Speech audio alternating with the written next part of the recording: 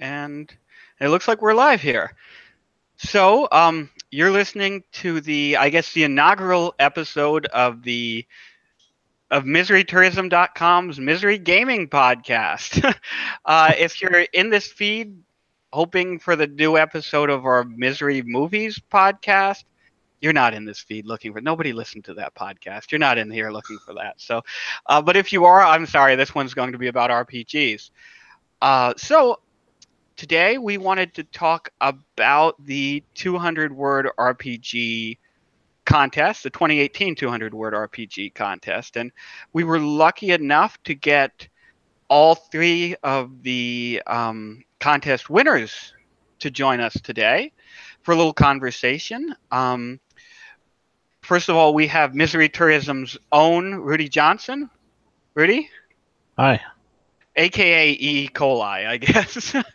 Since that's the name you submitted your game under. We also have Allie, who submitted the game Sidewalkia. Hey, guys. Allie, I'm sorry, I didn't want to butcher your last name Hey, here. no worries. It's Grauer. Allie Grauer. Mhm. Okay. Is that German? It is. Oh, okay, I'm like 3/4 German, but I have a French last name, so I was knows? going to say, you're lucky I didn't put my married name. It's a mess. Yeah, that. Oh, I, not to go on a kind of a detour here, but I hear so many variations of Duryea. It's like Doria, Doria, Dorye, Doryu. It's like people drop nouns, drop consonants, drop every imaginable letter. Excuse me. Names and are a minefield. Yeah, they really are. Yeah. And we also have Will here. Is it Coin? Coin. Yeah. Coin. Okay, great. Nice That to one's meet you. not too bad. And Will is responsible for the game Dear Elizabeth. So what I was thinking was we'd start out here. We'd kind of go round robin around. It was not an actual table here since we're in Google Hangouts, but we'd kind of go around in a circle here and sort of talk about each game, each individual winner, with the person who submitted that entry. And I'll, and maybe I'll ask you a few questions. If you want to ask each other a few questions about your games, that will be great. And that'll take up probably the first half an hour or so of the show. And then the second half an hour, each of us has brought some of our favorite games to our favorite 200 word RPG entries to discuss.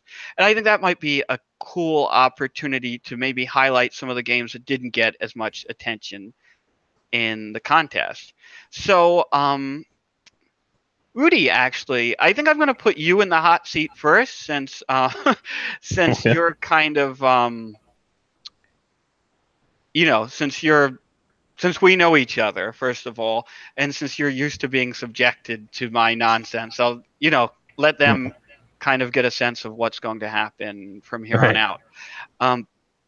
So, Rudy, the game you submitted is hashtag, and the hashtag is very important, right? Hashtag winter into spring.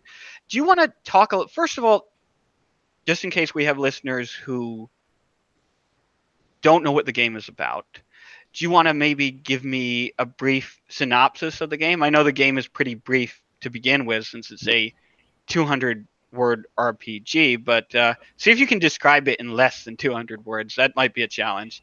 Well, sure.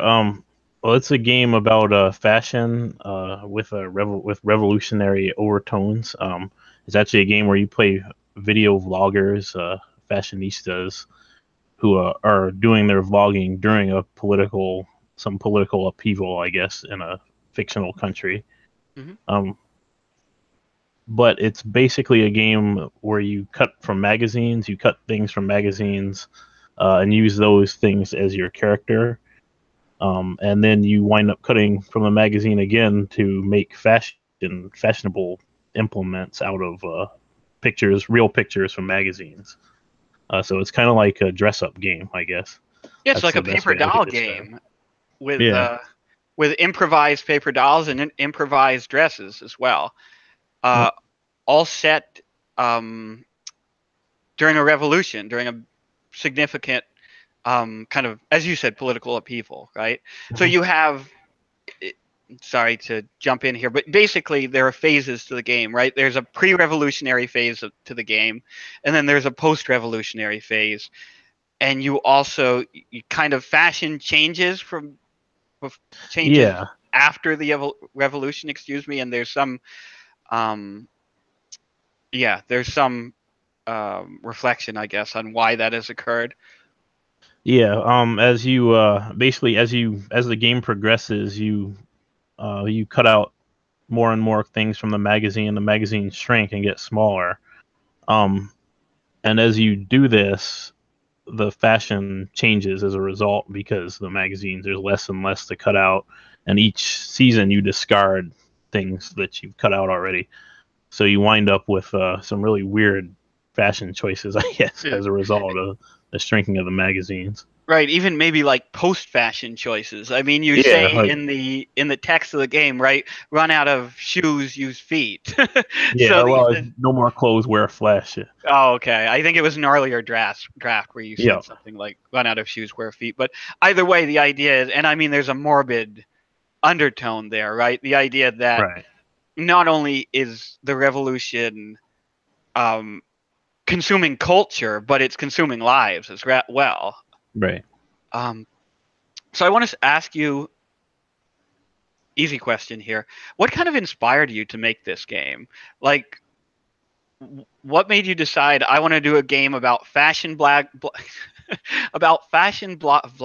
excuse me, Mm. and like revolutionary turmoil? And I mean, where did you even find like the intersection of those two things? Because in the game they overlap like really like intuitively and really like brilliantly, I think. But I want to know how the hell you got there. You know? Well, it came from a kind of weird idea I had about at first. I thought about some of the fashion from some of the dictatorships, I guess, of the past, like the Third Reich, I guess, Nazi fashion, and how people were kind of obsessed with the memorabilia and stuff from that period. Is some people wear that as costuming or that kind of thing even today, and there's real controversy around some of that. And so it started kind of as like a authoritarian fashion game, I guess, a game about fashion in an authoritarian state. But then it kind of evolved into this because I actually got stuck kind of on the when I was trying to figure out a name for it. I was thinking of the Arab Spring, Right. I guess, and I sort of stumbled. I was looking through fashion hashtags on YouTube, and just looking around the fashion scene and culture on YouTube, and I stumbled upon like winter into spring, which I guess is winter transitions. They're clothes that can transition from winter into spring wear, basically. Oh, huh. So things That's you wear interesting. things you wear in between the seasons, as it gets warmer or as it gets whatever. That's a pretty big hashtag on Twitter and also on, I guess, YouTube. I've seen more of it on YouTube, actually. So that Right. kind of, the name, like a lot of things I do, the name kind of preceded a lot of the rest of it. So And kind of dictated, no pun intended, what Right. happened next, right? And, Right. I mean, and of course, the name has the obvious like revolutionary implications too, like the idea that we're leaving this period of, if from the revolutionaries' perspective, we're leaving this period of political darkness, a sort of political winter and entering a political spring, and Sure. whether the game shares that point of view or not, I wonder. But yeah, Yeah, definitely. It's definitely all in the name, I think, for me, Right. for a lot of things I do. So personally, in the back of my head, I've been calling this the "We Take Manhattan" game. If any of you have heard that Leonard Cohen song, which is basically another game about kind of leftist revolutionaries who are obsessed with fashion more than with actual like, with then their like political goals, or where fashion actually to them becomes a kind of political goal. So that's that definitely was the first thing that popped into my head when I saw this game for the first time. I'm Mhm. like, oh, this is We Take Manhattan, but playable and with paper dolls. And I thought that was pretty cool. Can you maybe talk about the paper doll mechanic a little bit? I don't want to dwell on any one game super duper long, because I do want to get everyone's game in here, and I do want to have a little bit of time to talk about games we liked as well. But if you could talk maybe about the paper doll mechanic and what inspired that, and how you see that like working in play, and then after that, I'll kind of open it up for if Will and Allie have any questions for you. Okay, so to start with, you get 2 magazines, right? And these can be any magazines. They don't specifically. I made it so that they don't have to be fashion magazines. They don't. They just have to be. There is an expectation, I guess, that you depict human characters, but Right. that isn't even necessarily a thing that you have to do either. Although I guess depicting sentient characters would be kind of a requirement. But so you get the magazines and you cut out, each player cuts out body parts that they want to use for their paper doll, and they glue them down to a piece of paper. And you can be creative. You can do pretty much whatever you want with the initial paper doll. There's not really even any requirement that you make it so that the clothes are the same size, although that kind of is going to be important. Like as in like you don't necessarily have to have the clothes from the magazine fit. Oh, okay. Although Fit the doll. Yeah, although that gets into one of the mechanics that I'll discuss a little bit later, which is the critique thing. Hmm. But then you go through and you do the first season, but before you actually start off the role playing stuff, you go through and you spend 6 minutes cutting pictures of clothing, accessories, hairstyles, whatever you can think of as far as fashionable stuff from the magazines, and then you'll use those during the 2 main phases of the game to dress your characters up. Now, one thing about that is that you're going to have a disparity of, well, you're going to have a diversity, I guess, of different character body types and different, somebody Sure. might be, some of them may mesh better with the clothes that are available in the magazine. Right. And not only like the normal kind of disparity in human body types in terms of like you may have some slimmer people, some people who are a little larger, but you may literally have one paper doll who's the size of your thumb because of where you cut it Right. out in the magazine, and another one who is a full page model, and so you have that Right. kind of like tremendous disparity, in terms of scale Right. too. And that's where the critique mechanic comes in, and I wanted to highlight that just because, I think the rest of the mechanics in the game people can kind of parse out from just reading it, Hmm. but the critique mechanic, and I spent a lot of time just going back and forth on whether or not to include this or how to include it, but basically, each player is basically critiquing, and whatever that means to them. They're commenting on how the character is dressed, right? That's the main thing of the game. But with the critique mechanic, they're going to be commenting specifically on how the clothes fit your character's paper doll. So they're commenting directly on your choices you've made as a player, as far as how you aesthetically want to present your character, right?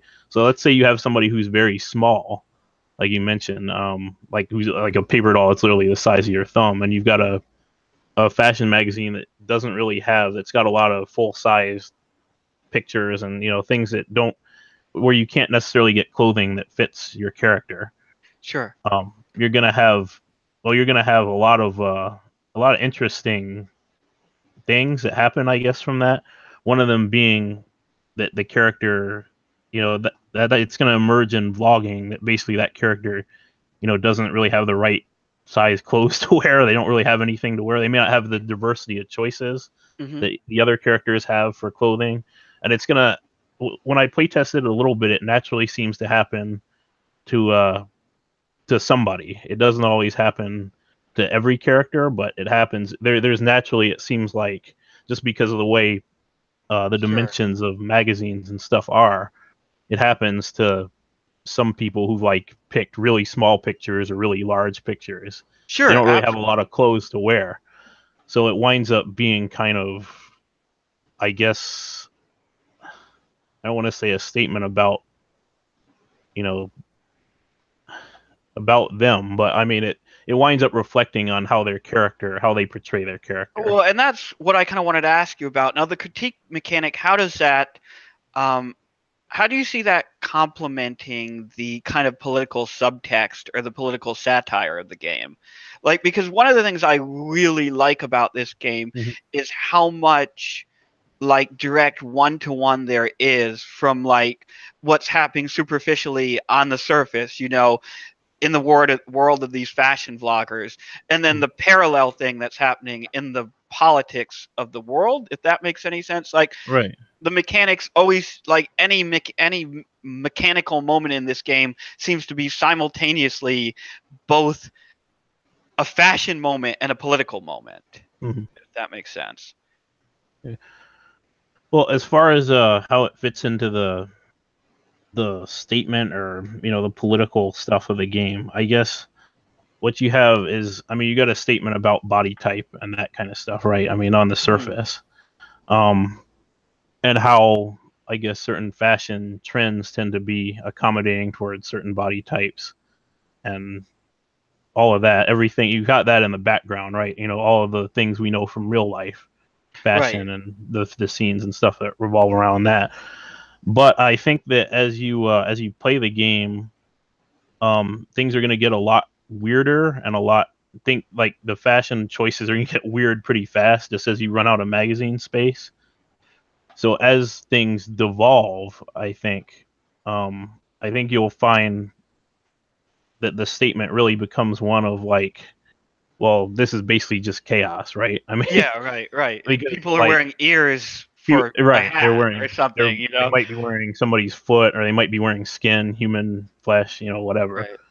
So, I mean, And superficially, they're out there talking about, oh, like this is like, don't you like my coat? And it's like, oh, that's a human torso. Like, so the violence of the revolution is like both foregrounded and backgrounded at the same time. Like, it's backgrounded in their discussion, like in what they're saying and how they're behaving, but it's literally foregrounded because it's taped over their body, their paper doll. Right. And to answer your question a little bit more, I think basically what I'm trying to say is the critique will become more ludicrous basically as time goes on, as the game progresses. Gotcha. Great. Well, I want to give Allie and Will a chance to ask you if they have any questions about your game or anything they want to like, if they want to harass you about your game in any way. Sure. Give them a chance. Yeah, harass, please. I actually did have a couple of questions. I'm interested because the judges' comments for your game did mention that like fashion is a huge international industry. It affects so many people, especially people who don't realize that they're being affected by that industry. Yeah. And as someone who previously worked in retail, with a fashion emphasis and no longer does, I'm curious what connection you had to that prior to that. Like, was the fashion industry something that you were aware of or involved in any way, or was it just something that struck you as it might be a cool game to connect with that revolutionary aspect? Because like you were talking about, you know, aesthetic and clothing being super prevalent, for example, during like World War II, and like the visual cues that people were giving off with their fashion choices. And that's true of any period in history, but that's a really specific example. I'm curious, like, I see exactly where you got the idea for the game from, or where that was pulled from real life, real history. But I'm curious for you, like as the game designer, where did that come up? Was that something you'd always kind of considered, or did it just hit you one day? Oh my gosh, no one's ever done this before. I wonder what would happen. Actually, it was kind of that. It was kind of basically, I haven't really seen a game like this before, so I want to try my hand at making one. I really have no connection to the fashion industry. I'd probably, I mean, I'm no, you barely have a connection to clothes from my experience. Right. I mean, I'm probably one of those people. I have basically like, you know, just basics as far as clothes. you would probably say my fashion sense is really, really awful and bad, or just non-existent. What But I about have primal? Primal is a good word for your fashion. primal might be a word for it. I mean, in like the Far Cry primal sense or whatever, like man type of.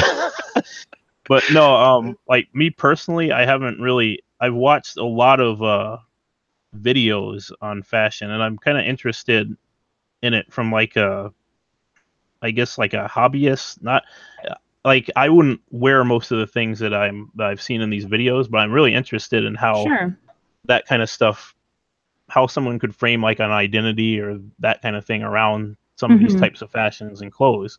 So when I watched the videos, it was running through my mind like, well, how do I make it so that how do I make a mechanic that can show, the individuality of that, but still be, and still allow people a lot of agency and stuff as far as making their characters, because that is where I think it intersects with RPGs, and that, a lot of times with any character that you design, you're putting a lot of yourself into it. You're putting a lot of work into the design to make it unique, to make it personal. And I saw a lot of that in fashion industry, and I thought immediately, well, that's what I can make the game out of. Does that kind of answer? Yeah, it does. It does. I just I remember it was one of the first ones I read when the finalists came out. And I was just like, holy crap. Not only has no one ever done this before, but it makes perfect sense to me.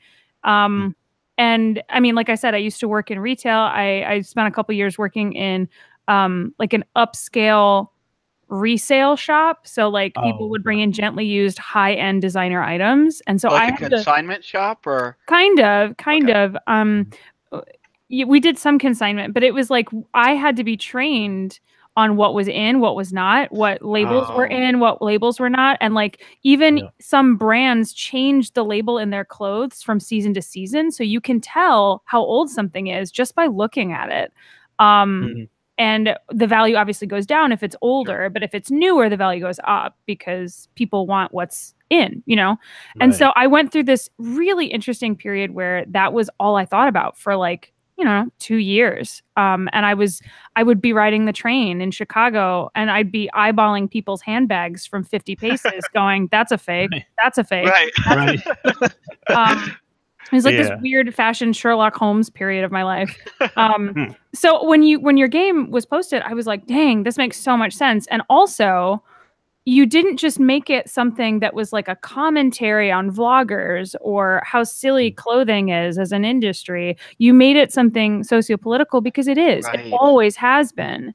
And I think that's something that we like to forget conveniently, that that aesthetic and what's being preached to us from the companies and the corporations as fashionable or beautiful or whatever, that changes. It's fickle. It's constantly changing. And we don't even realize what's being dictated to us. I'm constantly reminded of that speech in The Devil Wears Prada where Meryl Streep's character reams her out over the color blue.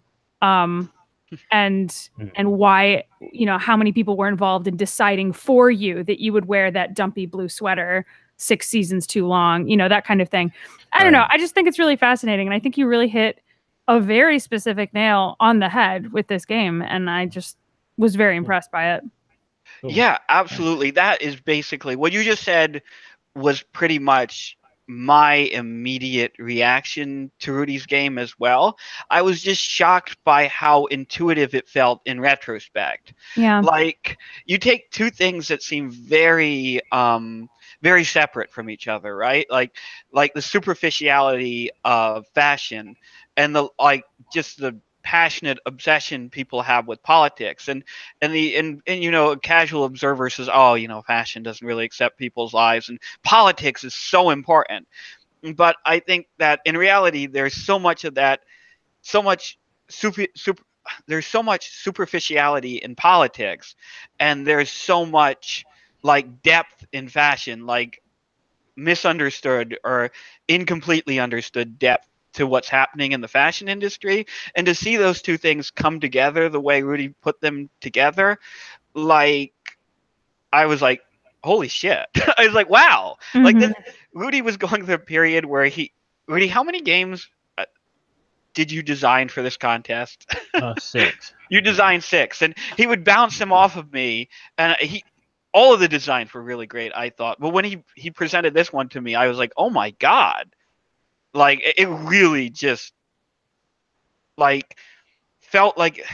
Sometimes you'll see this, and I'm sorry to be like, this must be really awkward, Rudy, to have someone gushing over your work. And I'm just going to say one thing, and then I won't do it, and I'll stop. But like, there's this thing you see, especially like, you see it in art, you see it in fiction, you see it especially in poetry, where you read something and you've never read it before, you've never experienced it before.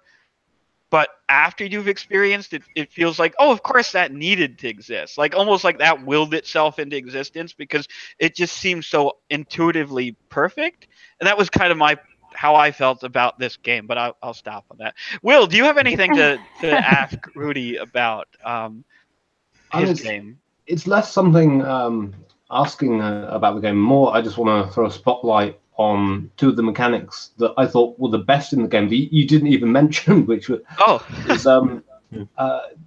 when you make your cutouts, and then before the first section where you start vlogging, you flip over one of your cutouts and pick one of the words on the reverse side, and these are hashtags that are trending at that time.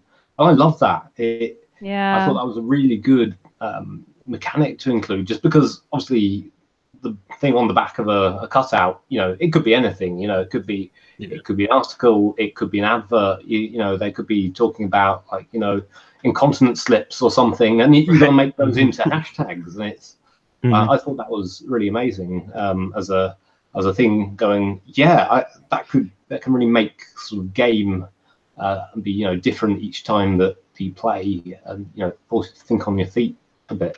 Yeah, I love inspirational mechanics like that. Games that make you take something and through the game, like through the narrative of the game, transform it into something else. That I think like a lot of the greatest moments in play that I can think of have come from games that have forced me to do that. Like take these words or take this idea and then funnel it through the narrative of the game. And then the other mechanic was just the order of the way you structure the game. So you divide people into the majority faction and the minority faction, as the people who are in and the people who are on the edge, the sort of the radical subculture. And so obviously when it comes to taking the cutouts from the magazines, majority takes first. That's their privilege. But then when it comes to doing the vlogging, the minority goes first. They set the tone of the discussion. They have the jump on the majority faction, and I think you get so much flavor on what you're trying to go for in the game just by those really small sort of ways you've structured the whole game as a whole. Yeah, because the minority, of course, they're always going to be, as you said, they're going to be on the losing end in terms of resources, but they're always going to be on the bleeding edge in terms of subcultural and kind of like like artistic capital almost. Like they're going to be where the majority are looking for like what culture they're going to burgle, basically, what they're going to take. Rudy, any thoughts on? Just real quick, I don't want to take up too much time, but basically just respond to what William had said. That a lot of that is because I guess I think of this as a world building game first. That's somewhat important. One of the goals I had for the game was to do a unique style world building, where basically you build on the fly and responding to other players. And like you mentioned, the way the majority and the minority factions work. How the main minority kind of sets the scene, to establish each period. That was kind of why I did that. But yeah, a lot of the stuff that I do is world building based. I love world building, but one of the goals I had for this was to make a game where you could world build on the fly without having to really discuss things out of character first. Right. I guess that's one of the things that I wanted to hit. Right. Yeah. Absolutely, because world building can be kind of this intrusive thing if it happens at the beginning of the game. It can be homework. It can feel like homework, basically. Yeah. But yeah, great. Rudy, does anyone else have anything to ask Rudy? I mean, I think we could talk about any of these 3 games Yeah. probably for an entire hour, but I do know people have other things to do, so I would like to maybe move on to Allie's game if that's okay with everyone. Sure. Great. So Allie, can you kind of give us a less than 200-word version of Sidewalkia? Yeah, so Sidewalkia is kind of an odd duck.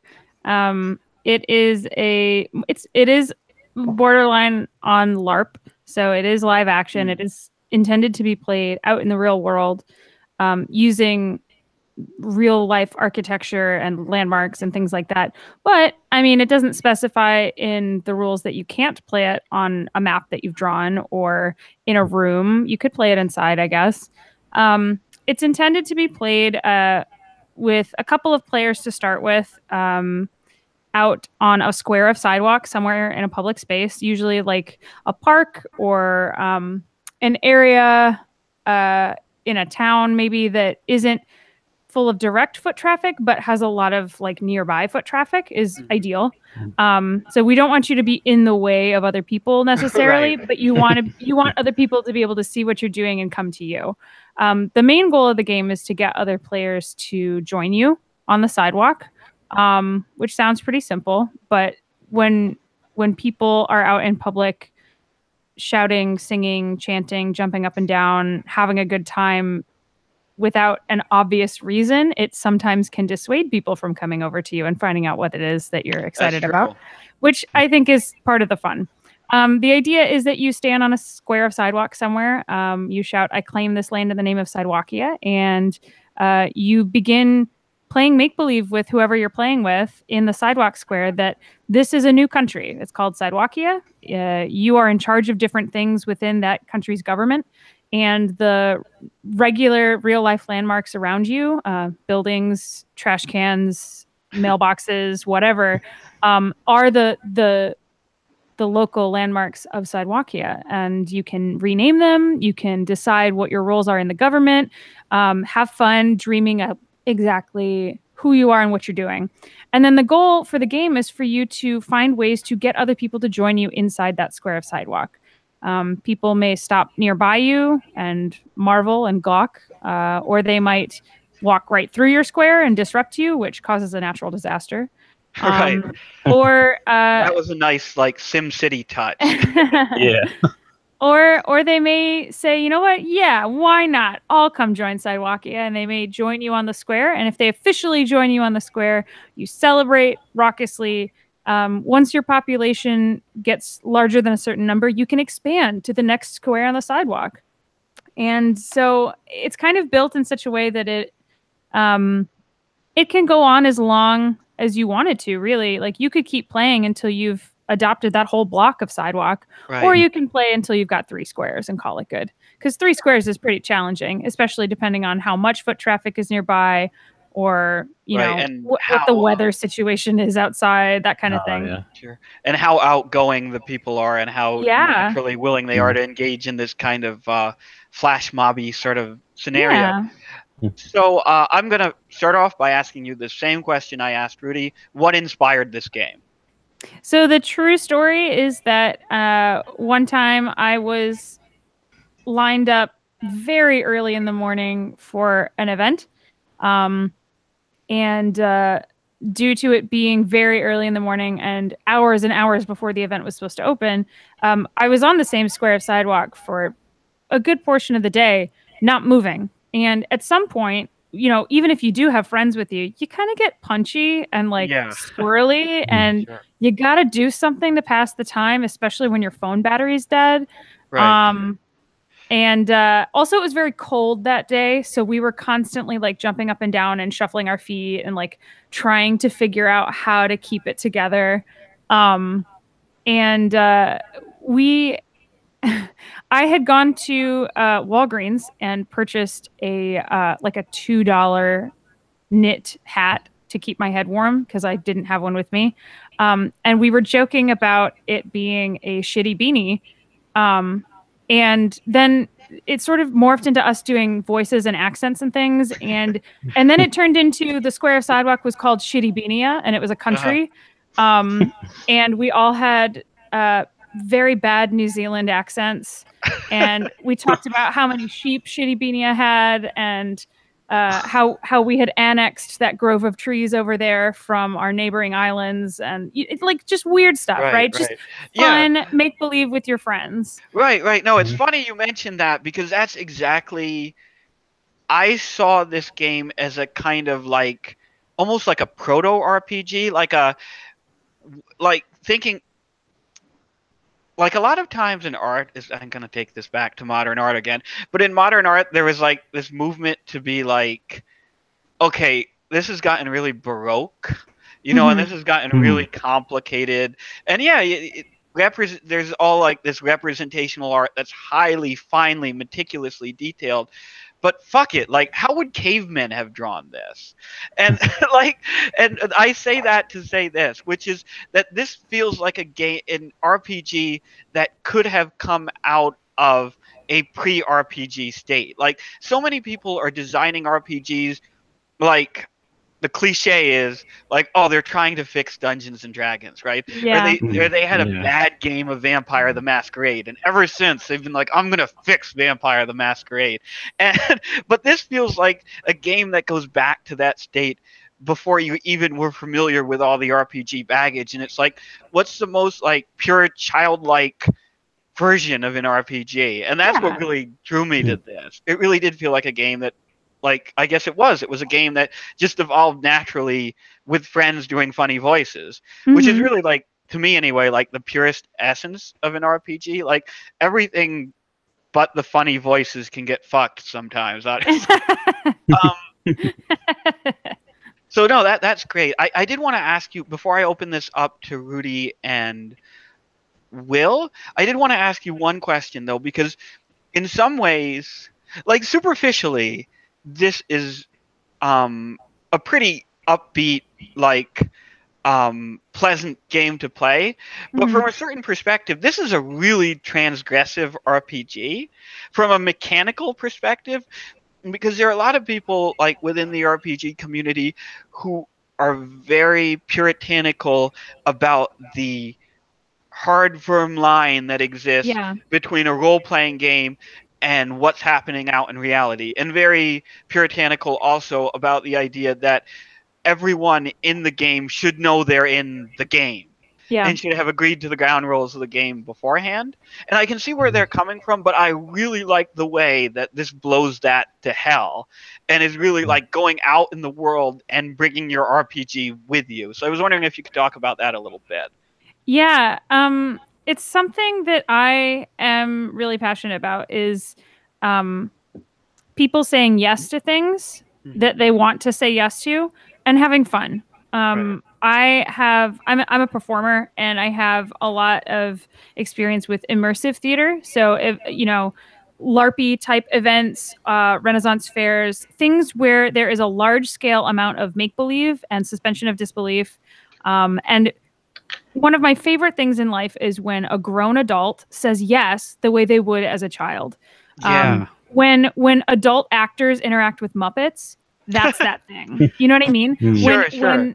Or even if it's not a Muppet, maybe it's just a sock puppet, but somebody is handling a conversation with that puppet like they're a person and they have their own life and their own story, and that says yes in a big way. I also am really passionate about people agreeing collectively to be silly and irreverent and let each other feel good about that irreverence. I do not stand for like public pranking and like anything that like brings other people down without them knowing that they're being brought down. Like anything that's like mean-spirited, right? Like the Sacha Baron Cohen stuff. I just can't. I'm too sensitive. I'm going to be the first to say it. I'm too sensitive for that. I can't stand it. But, if we all agree to be silly, if we all agree to jump up and down on a sidewalk square, if we all agree to sit down and roll dice and pretend that we're rangers and paladins, then yes to that. You know what I mean? Right. So like that was really important to me. But I also wanted something that would make people smile, even if they didn't play it, even if they didn't play it and say yes. Like, so if they're just walking by on the street. Yeah. Like ideally, even if somebody is on the other side of the street, they're too far away to really hear what's going on, but they see this big group of people laughing and having a good time. Maybe they're singing a song. Maybe they've made flags. I don't know. That's funny to me. And that would make me smile, you know, even if I didn't know what was going on. And I think, you know, in its purest form, it's like, if you can, that's why like people like flash mobs. You mentioned flash mobs earlier. That's why people like those flash mob surprise proposal videos and like surprise flash mob for Christmas with like Christmas magic as a theme. People like that because it brings that childlike surprise and wonder and joy back into a very mundane situation or a very mundane moment. And it can really affect people. Like, even if you don't know them, even if you're not involved directly, maybe they go home and they're like, oh my gosh, I saw the coolest, weirdest flash mob I've ever seen today. Right. I wonder what they were up to, you know? That was really cool. That really made my day. Yeah, absolutely. And I think that you really hit the nail on the head there, because I think that's one of the great things about RPGs is their ability to basically give people permission to be children again, or permission to be like dumb teenagers again, or whatever. Like that. And I think that a lot of games, through their rules, tamper that instinct, and I think that's tragic. Like, I think it's really sad when a game does everything it can to prevent the people playing it from being silly or being childish. Yeah. But I want to give Rudy and Will a chance to ask some questions here. So, Rudy. Well, first of all, I just wanted to say this game, when I first saw this really stood out to me because of the reasons that you guys have already talked about, which is basically the childlike, you know, wonder and stuff, bringing that back into RPGs. And that is one of the things that I try to do with my games, and I feel is really something not enough people really do, frankly. It's not like the thing you said about the Muppet, that to me, that really captures the essence of, I think, what an RPG should be, right? You know, it's like somebody says something really silly and you respond to that just kind of naturally. Yeah. You know, not really kind of this, you know, not this super serious type of treatment of games or RPGs. But I was just wondering, like, do you, as far as where this would be played, do you see this as like a convention game, maybe working as something like that? Because I know, in a lot of the discussions about the games, I don't know if you've been on the Reddit. I have. Oh yeah, they talk about a lot about the, you know, the issues with people, you know, on just randos on the street and stuff, which I personally don't think would be that much of an issue. I mean, at least not. I think everybody, like you guys have kind of hinted at, has that potential to just be playful and be, you know, in good spirits, you know, and I think this is a type of game that would make somebody, you know, more likely to do that and to be that way. But as far as like where it would be played, like, do you think, what do you think the difference is between people at like a convention playing it and people like just playing it with random people on the sidewalk? What do you think the difference is between those two would be? That's a good question. When I wrote it as it is now, I wanted very much for it to be not ambiguous, but open enough to be played by anybody. I wanted it to be good for adults. I wanted it to be good for children. I wanted it to be good for people of different learning abilities. I wanted it to be good for people of different abilities of all kinds. Like, I wanted it to be accessible to as many people as possible. And I don't know how well I accomplished that. It's my first time doing this kind of thing. But you mentioned the Reddit and some of the discussion that's been going on, and some of, dare I say, backlash that's been going on. And Sidewalkia happens to have been that hot button, I guess, that I didn't expect. I mean, first of all, I didn't expect to win.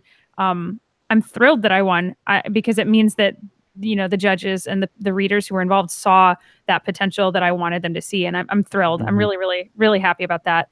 But some of that discussion that's been going on has been, like you said, very much about tamping down on that instinct to play and to say yes to things and to be silly and to look silly and to do things in that way in a public forum. And that's not really an RPG, is it?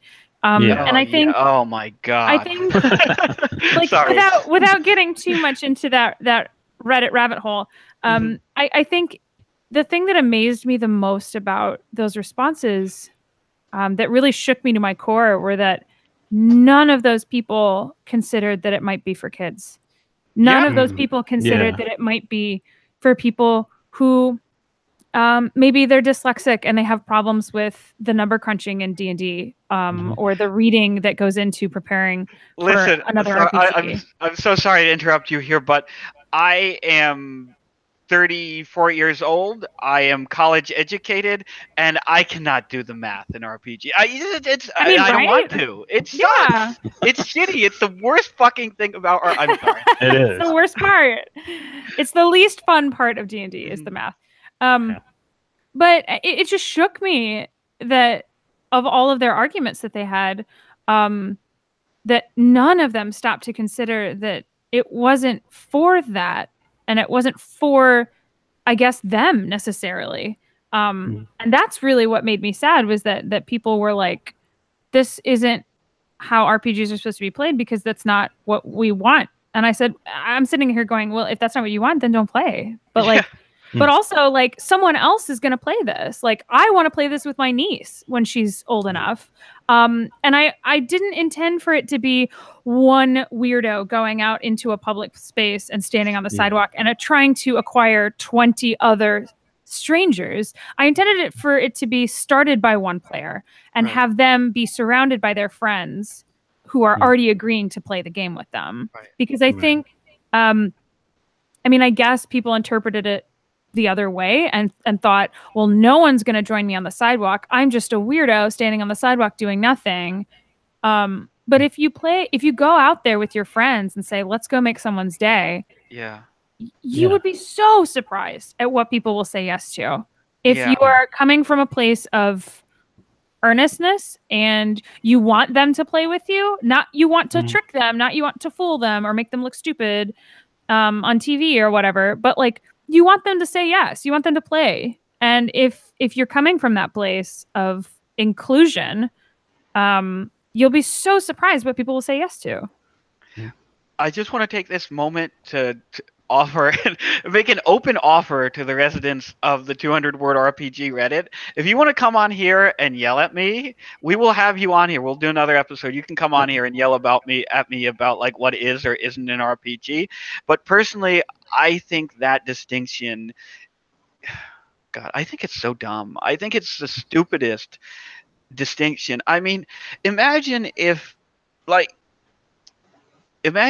any other art form, or even some of these people will say, oh, well, role-playing games are in an art form. Okay, but imagine if other kinds of games had stopped at like their most like arbitrary primordial form. Like imagine if like people were saying, oh, well, I don't really want to play Grand Theft Auto 5 because it doesn't really capture the magic of Pong. You know, like I don't really want to play Breath of the Wild because there aren't enough rules in Breath of the Wild. Yeah, exactly. I had a great experience with Pac-Man, and I can't how am I gonna like? I can't eat the ghosts. What I don't know. It doesn't make sense to me, and I think a lot of the growth of both games and art is understanding that the earliest versions, and I know this almost contradicts what I was saying before about primordial states and stuff, but recognizing that like some of the earliest versions of things are kind of bad, and like that there's things that like the only way to improve on them is through experimentation. And I think, what is the point of design if you're not going to experiment? What's the point of, especially something like a 200-word RPG, like where there's going to be like 1,000 of them, and it's not going to be the thing that you eat off of. You know, it's not going to be your life's work. It's 200-word RPG. This is your opportunity to push the boundaries of what an RPG is. And it's like, oh, but I really want to do something with 2d6 and some stats. I don't know. Anyway, Will, did you have a question for Ali? I mean, again, more of a comment. I was reading through the finalists and the submitted list, and you get some, and you think, oh, yeah, that's interesting, but who's actually gonna sit down and play this? Yeah, you know, sure. it's an interesting idea, but are people actually going to take their time to play this? Whereas with this, when I read it, I knew exactly who was going to play it. I could just picture, people at college or university. It's a sunny day, they're out, on campus, and they're going to play Sidewalkia. I can see people are going to go out and play this, with friends. And yeah, I think, yeah, I just want to say it feels like a game of all the games that I've seen on the 200-word RPG that's actually going to get play. And so, the whole, is it an RPG? Is it not an RPG? I mean, you say quite clearly in it that one player is now the Prime Minister. I mean, unless you're actually giving them a legal title, I think they're taking on a role there. So that sounds like a role, right? Yeah. But yeah, I think of all the games I've read, even including mine, I think people are going to play this game, and that's a win. Yeah, thank you. Yeah, absolutely. So it's 6 o'clock here, so I want to move on to Will's game. Yes, please. I want to talk about Will's game. Yes. Okay. Great. So Will, less than 200 words. Pitch your 200-word RPG. Okay, so it's a game for 2 players. You take on the role of a heroine in a Regency sort of Jane Austen type novel. You sit in separate rooms. You are sort of distant from each other for some reason that you decide. And then you start writing letters to each other, and you'll have a series of prompts. And then you play through 4 seasons of the year, each writing each other a letter, and essentially trying to build up this shared story of these 2 people who used to be very close and now are not anymore. And then they're going through, the sort of things that you'd have in a Jane Austen novel. They might be having scandal or courtship or marriages or deaths and inheritance and all those things that are tropes in those sort of books. Right. So I'm going to ask you the same question I asked everyone else. What inspired this game? So I love period drama. I love it so much. Yes. Dress people up in silly clothes, Yes. and I'll watch it. Yeah, I know. I stuck with Downton Abbey through the period when it wasn't a good show anymore. Dang, I basically. quit Downton Abbey and then came back years later. So I got through the first two series, two and a half series of Downton Abbey, but yeah, like that's the essential Downton Abbey. Anything after the end of season 2 Yep. or 3, it's there's still charming, like witty dialogue and adorable, like. except for Edith. Oh yeah. Ugh. But anyway, more about your game, less about Downton Abbey. yeah, I mean that's the inspiration. Like I don't read as much as I ought to, perhaps, but I've read Austen, I've read Bronte. I was reading George Eliot at the time, and being like, ooh, it's all drama, and yeah, I sort of came out of last year's reading last year's 200-word RPG winners, and it sort of just popped into my head, this idea, and sort of festered there or not festered, that's a really negative word, but it sort of grew there for the whole tuberculosis rest of the year. and slowly died there in a really melodramatic way. But yeah, and then I was trying to decide what I was going to write about this year, because I missed the deadline last year. Yeah. So I was like, what I'm going to write about this year. I had a couple of ideas, but then I thought, no, I'll go with the one that I thought about originally. Yeah. Great. So my one question for you is, there's a lot I could ask about with this game, but I really want to ask about the fact that you included a solo variant. And I thought that was such a great touch, where you write letters and then you never receive a reply. And then like your letters change accordingly, like, "Oh, how are you?" Like, what happened to you? Like, that in some ways almost seems to have maybe not more potential for drama than the two-player version of the game, but I just really enjoyed the fact that you included that solo variant, because I like the idea of like a one-sided epistolary, like novel, or a one-sided epistolary game. So could you like talk a little bit about why you decided to include the solo variant, and you know? I mean, you will not believe how close I was to cutting that out for extra Really? words. Oh, yeah. So cool. And yeah, I'm so glad that I left it in, because everyone seems to have really loved it as an idea.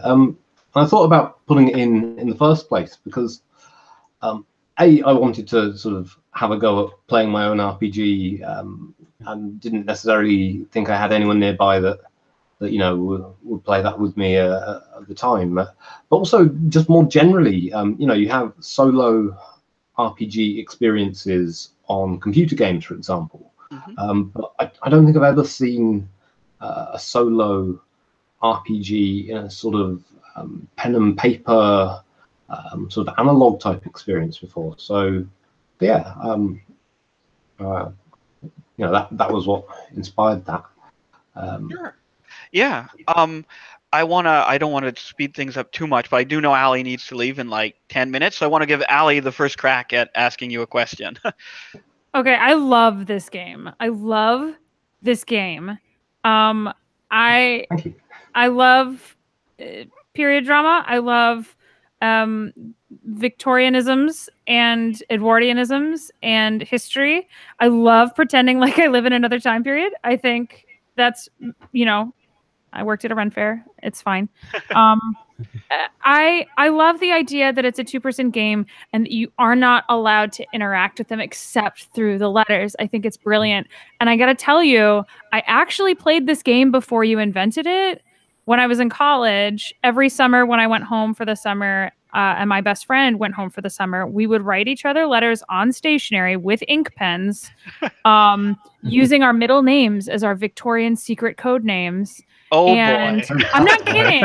And we we called and texted and did all kinds of stuff in between. But we during those letters we tried to word everything that was happening in real life in real time in Victorian like filter. So as soon as I saw the first sentence of the game, I was like, here for it, gonna play it next week. Hey, let's go. And I'm thrilled that it won, because again, like we're talking about, like the 200 word RPG challenge is a perfect place to discover new things and push those boundaries of what we think an RPG will be like. And I love this idea that each player is going to have this internalized life, that we sometimes get a taste of or a glimpse of during D&D, for example. I know my characters in D&D have a rich internal life that no one knows about until they ask the right question at the right time. Right. But we don't always get to like live in it and feel it and experience it. And I love the way that this game sits in that place and gives you an opportunity to live another life for a little bit. I love the idea of the solo variant where you write and you write and you write and you don't get anything. And what does that look like? I mean, that's really what, it's very similar to being a writer. Like when you sit down and you're writing a book and you're writing a book and you're writing a book and years go by and you're like, no one will read this. Why? You know, like, but you still have this rich emotional internal connection to the thing that you've written, even if you're not getting those responses and no one's interacting with it. And I find that so beautiful. And I got to tell you, I am going to be playing this game. My husband and I we have a podcast called Warda, where it's an Edwardian kind of analog fantasy world. And it's an actual play podcast, but in between our storylines of actual play, we have what we call glimpses, where we do like one shots of different things set in the same world, but potentially using different mechanics. And we're gonna use Dear Elizabeth as one of our glimpses for the next round of that, because it's so good and it lends itself perfectly to what we're trying to accomplish with the thing that we've already built. So thank you for writing this. Oh, you're welcome. That's fantastic. I'd love to know how it goes. I'll have to follow you. We'll keep you posted for sure. Yeah, Ali, can you send Rudy the link to that podcast, and we'll make sure to include it in the description for the for this podcast. Definitely. Great, cool. Sorry, Will, did you want to respond to that? I'm sorry, I feel like I cut you off there. Yeah, no. I mean, that's amazing. Right? Obviously you'll be using that. Yeah, and yeah. Sorry, lost my train of thought there. Oh no, that's okay. No, it's fine. So yeah, and I think you're right with the solo variant. It's all about the isolation. Obviously, I don't know what it's like to have been a Victorian woman, but from what I've read, it could be a very lonely and isolated experience. And so part of the whole having the characters not interact except by letter was to sort of just try and bring that out just a bit, and hopefully it works, people. Yeah, I mean, I'm really fascinated by the idea of, by the futility of people who write without an audience. Maybe because I've written plenty of things that I had no audience for, but just the futility of that, and there's almost a kind of pathos that you get there that you could never get in an interaction between two individuals, and I think that's kind of fascinating. Rudy, did you have a question for Will? Not a question as much as a comment. We talked a lot about accessibility, I guess, in games like you mentioned when we were talking about Ali's game, the Proto RPG and its forms, and how that seems to be more accessible than some of the Dungeons and Dragons and that kind of stuff. But I think the epistolary game in general, and this one especially, I think that really has something as far as accessibility that a lot of games don't have.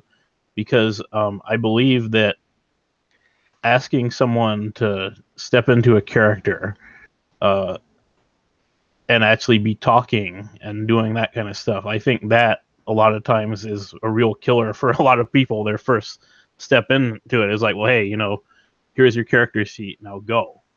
Yeah. But I think the act of actually writing things down and, passing these letters between each other, I think that is something that's a really special way to, a lot is talked about as far as magic circles and stuff in games where you kind of you do this ritual to enter the play space or whatever, to enter the headspace of the game. I think that the act of writing, I think that's actually a really, really good way to do that. And it may just be because of my history of role playing, I guess I've done a lot of online stuff. This reminds me a lot of online chat role playing. I know it's something completely different, but it reminds me a lot of that because there's so much more that goes into the process of having to think about when you think about how you make your character and you think about what they're going to say. There's so much more, I think, that goes into thinking. Well, there's a different process, I think, that goes into thinking about how you're going to make your character communicate when you're writing it, maybe not physically, but, in say a chat room or something like that. That is very different from just emoting your character in real life, talking through your character. And I think that's something special that really helps with the accessibility of these types of games. Some people are more, I know I personally, would not be very comfortable playing a Jane Austen character, emoting them and playing them through my voice and stuff like that, but I would definitely be more comfortable writing a character like that. And I think that's really special because that is something that not enough games really do.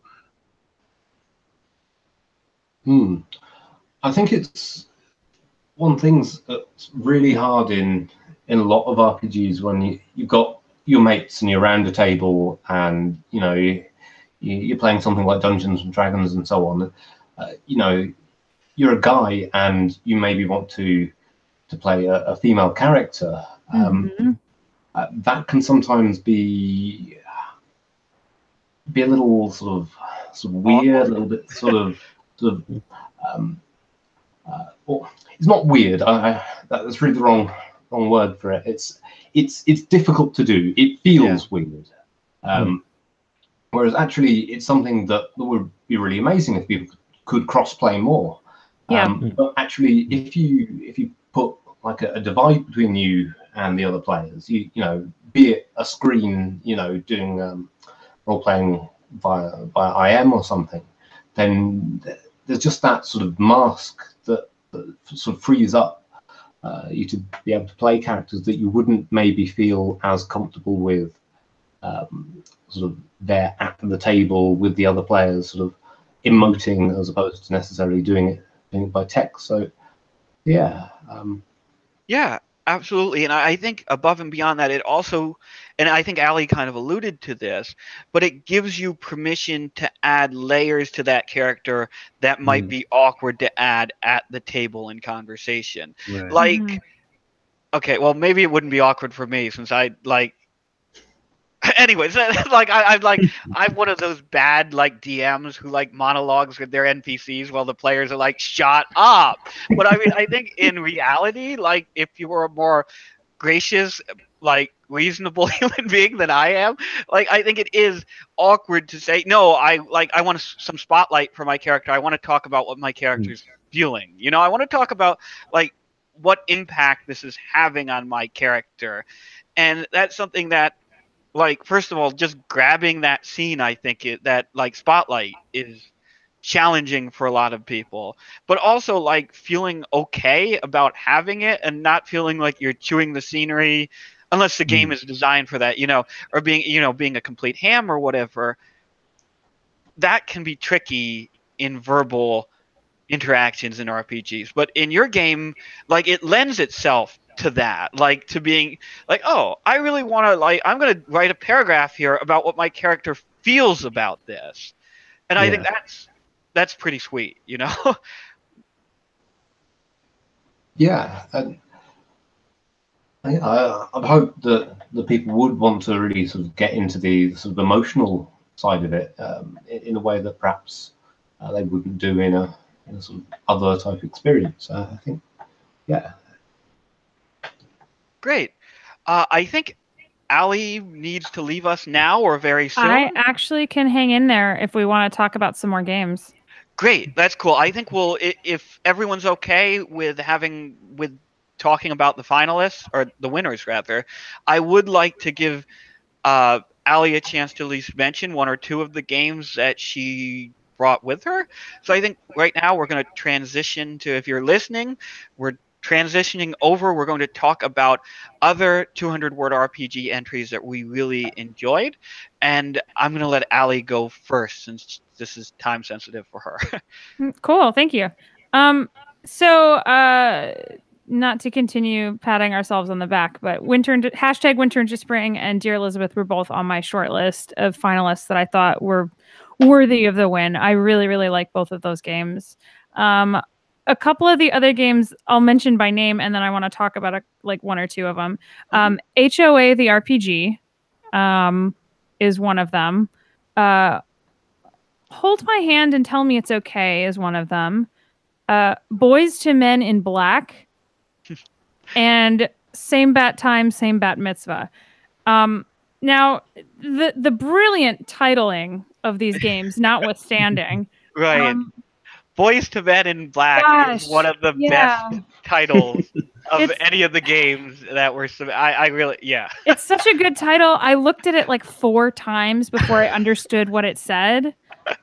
So I want to talk really quick about HOA the RPG. HOA being Homeowners Association. It's a Lego game.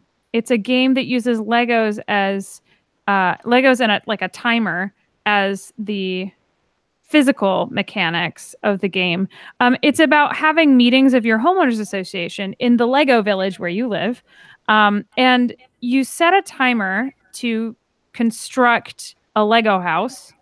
And when the timer goes off, whether you're ready or not, you have one of your HOA meetings.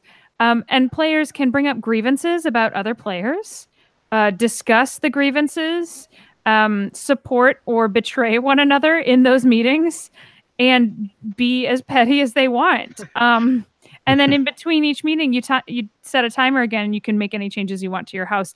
And I love the idea of how silly this commentary is. That it's using Legos to kind of, I don't know if it's intentionally poking fun or if it's just how it came off to me, that it's using Legos as a comment on how wild and ridiculous sometimes homo ownership can be, and how the aesthetic of a homeowners association is to those of us who are not involved in one, like how insane that is. It brings to mind that X-Files episode where Mulder and Scully go undercover in like this weird gated community where something is going on. That's one of my favorites. It's the title is Arcadia, in case anyone was wanting to watch that one. It's one of the best episodes. But I just love, and I love that it's Legos. Like I wasn't aware of any other games that were in the finalists, at least, that used Legos. I think Legos are super accessible and fun, and like I don't know how to make a good Lego thing, but if you gave me a pile of Legos and a timer, I could make a cool house. Like that again, it's that childhood say yes and go for the play thing that I'm like really into. And I also like that the meetings are about airing grievances, because who doesn't like making stuff up to yell at each other about? I love that. Right. I think that's great. As you said before, you mentioned that the game lets you be as petty as you want. I am so there for any game that lets me be as petty as I want. Yeah, false pettiness, absolutely. Yeah. Real life pettiness can take a hike. Yeah, exactly. But you need an outlet for that somewhere, right? Mm-hmm. So I don't know if you guys had any thoughts on that one, or if that one was one that stuck out to you guys either. I think I'll let you. I want to make sure you can squeeze all of your games in here, so I think we'll let you move on to the next one. Okay. Yeah, no worries. Boys to Men in Black combines the concept of the 90s movie Men in Black with a Boys to Men album. And I've never seen a game do that specifically, but also like the idea of you only have as long as the album is playing to play the game is really cool to me. It's a built-in timer, but it also is a built-in orchestration. It's a built-in soundtrack emotionally, theoretically, for what the gameplay could be. And I think that's really brilliant. It's also hyper-specific and nostalgic, and I love that. It's about banding together to save the world from aliens. And one of the aliens is one of you, which I also really like. I gotta say, I would have to sit down with the rules for this one and like really parse it out, and like probably listen to the album first and see how I would want to like handle it. But I love the idea of it, and I love how bizarrely irreverent it kind of feels, both to Men in Black and Boys to Men. Yeah, exactly. And it has a really basic mechanic with a 52 card deck. And the numbers of the cards tell you whether it's an interesting failure for your move, a success with a complication, a clean success, or a success with power. And I think that's about as basic as it gets, you know? Like that's basic. And I know it's common for 200 word RPGs to use D6s and to use a 52 card deck. It's like super common, but that's because it's what we know. It's what we're familiar with. It's what's accessible. We assume everyone's got at least a couple of those lying around that they can play with. But I think this is a really good example of where that 52 card deck mechanic is common, but it's not like oh man, another card deck game. Right, Like right. that's not what stands out to me about this game. What stands out to me about this game is how wild the idea of Men in Black and Boys to Men, and there's an album playing, and like you play as R&B pop icons, which is like all of it comes together in this perfect weird smoothie that like Yeah. I've never seen that in a game before, and I think it's so fun. And then the only other game I wanted to talk about, since we all have games that we wanted to talk about, is Same Bat Time, Same Bat Mitzvah, which also phenomenal title. Oh yeah, that is probably the second best title. 10 out of 10 would pick up that game just by the title. Right. And it's an interesting concept, wherein the players are guests at Rachel's bat mitzvah, where one of the guests has been bitten by a vampire bat and is transforming into a vampire during the party. And so one of you is a vampire and the others don't know that you are. So you have to like bite other people during the game without them figuring out that it's you. And the physical mechanic has to do with candles and dance music. And I love how not on my radar this would have been. Like I am not Jewish. I am like Jewish adjacent. Like I know a good number of Jewish friends, but I'm not super familiar with bat mitzvahs. And I love that it gives you a cast of characters to choose from. It gives you all of their names, who they're related to, why they're like, it's so specific and great. And it's a really cool, kind of bizarre, funny thing to do, that, you know, I wouldn't think to combine like a vampire, you know, one of the players is the betrayer scenario at a bat mitzvah. Like, I think that's great and really exciting. And I would definitely play this game. Yeah, some of these games just have some really incredible scenarios that are just like, how did you even think of that? Like, where did that come from? You know? Yeah. Yeah, I'll give Rudy and Will a chance to jump in on any of those games now that they want to talk about. And then after that, Allie, just let us know when you need to go, and sure. We'll carry on with our lists. I really like the Homeowners Association game because of the Legos. I mean, just the idea of building anything with Legos in a game, any game that uses Legos, I'm up for that. But I think it does mesh well with, like you said, the kind of ridiculousness of the idea of a homeowners association. You know, especially for people like you said who've never been a part of one, or who've been this kind of haughty, I guess. You know, the stereotype of that type of thing is just it's really funny to think about. Especially when you're literally critiquing Legos and that kind of thing. Yeah, to apply that level of pretension to like a basic children's toy. Yeah, I really just love that. Boys to Men in Black. The only thing I want to say about that is a wonderful name, and I wish I wish I had thought of that. Really, I really do. That was a game that made me look at the name and think, wow, I wish that was my name. Yeah, I mean, particularly with Boys to Men in Black, I love that you have the length of this album, that you know, you're going to bring that into the game that you're playing, because obviously it's an RPG about boys to men and you're playing Boys to Men. And yeah, I'd love to see some other games that do that sort of thing with music. I think trying to fold music into RPGs is something that is really interesting.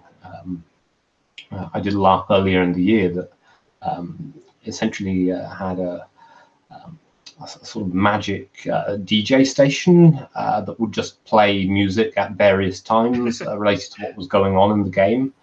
So that worked really well. And the idea of trying to have a soundtrack to an RPG that also influences the RPG, I think that's a really good idea and something that I'd love to see more of in other games. Yeah, absolutely. I 100% agree with you about that.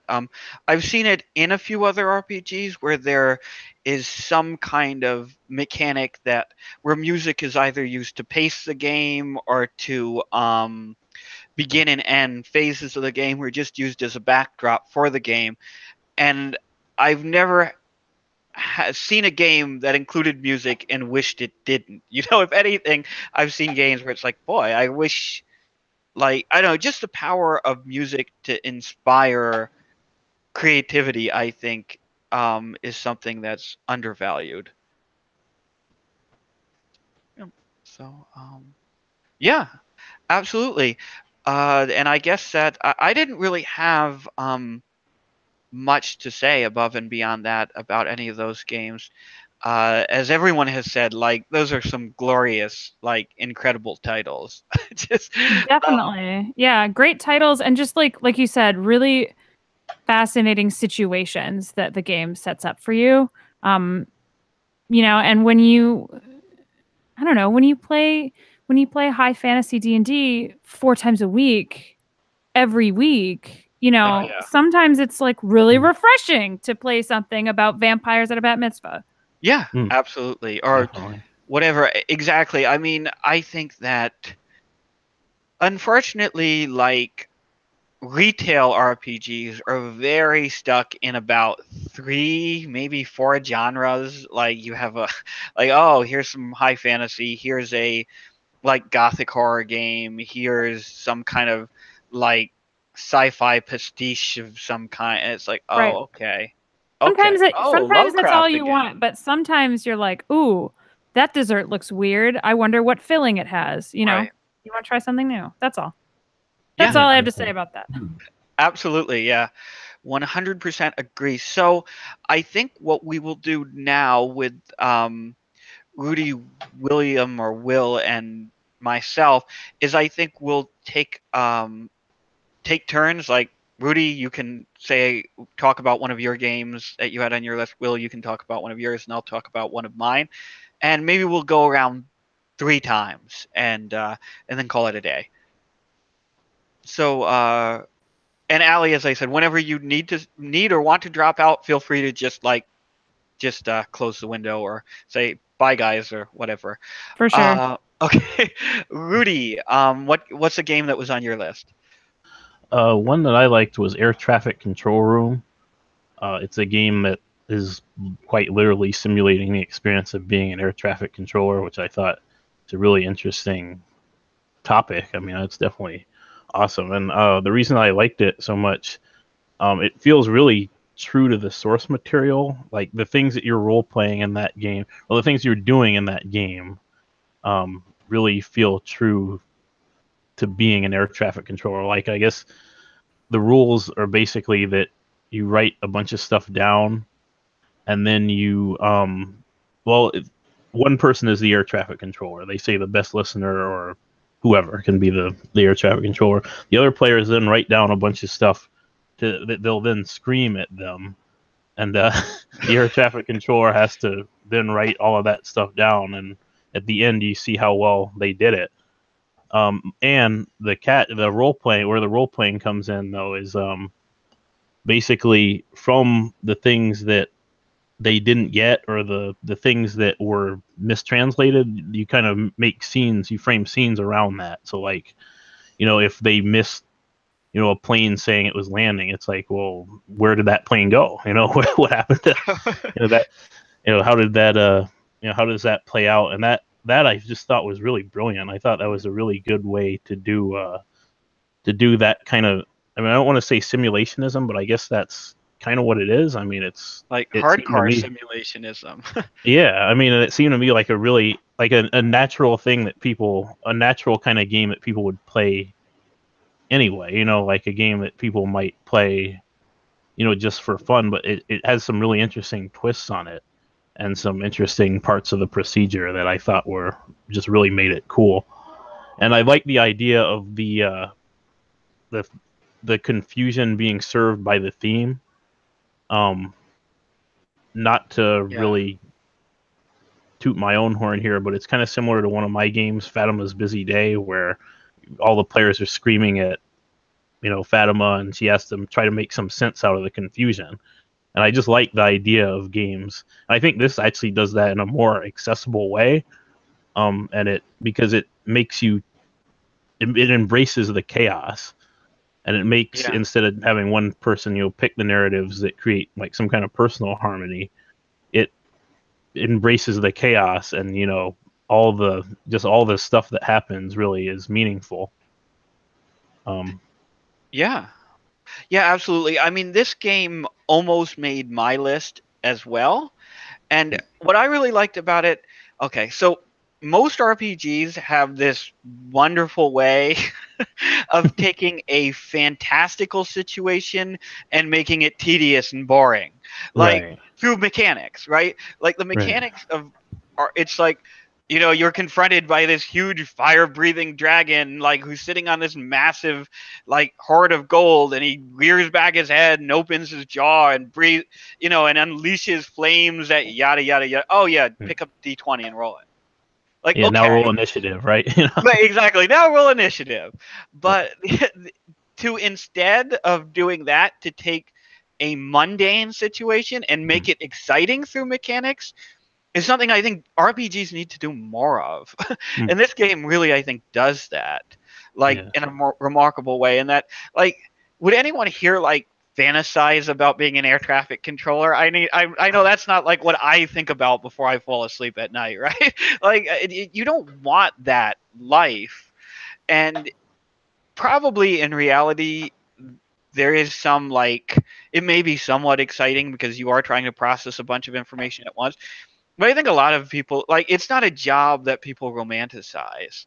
And to take something like that and to inject it with these really, like, insane high-octane mechanics where people are screaming at each other, that really, like, ramps up the level of tension and excitement. Like, I just thought that was brilliant. And probably would be a lot more fun to play than some RPGs that deal with maybe subject matter that thematically might be superficially more exciting. Definitely. Will, Allie, anything on? I don't think that one was a finalist, so you guys might not have read it, which is totally fine. I think it would be super fun to play. Like, honestly, I love the idea that it's about making sense of the chaos, like you said, and that you have to write it by hand instead of typing it. Stress, but it would be really fun with the right people. I think it would be super fun. Yeah, definitely. And it's reminding me of there's a board game called Captain Sonar, where essentially you divide into teams and you're playing submariners.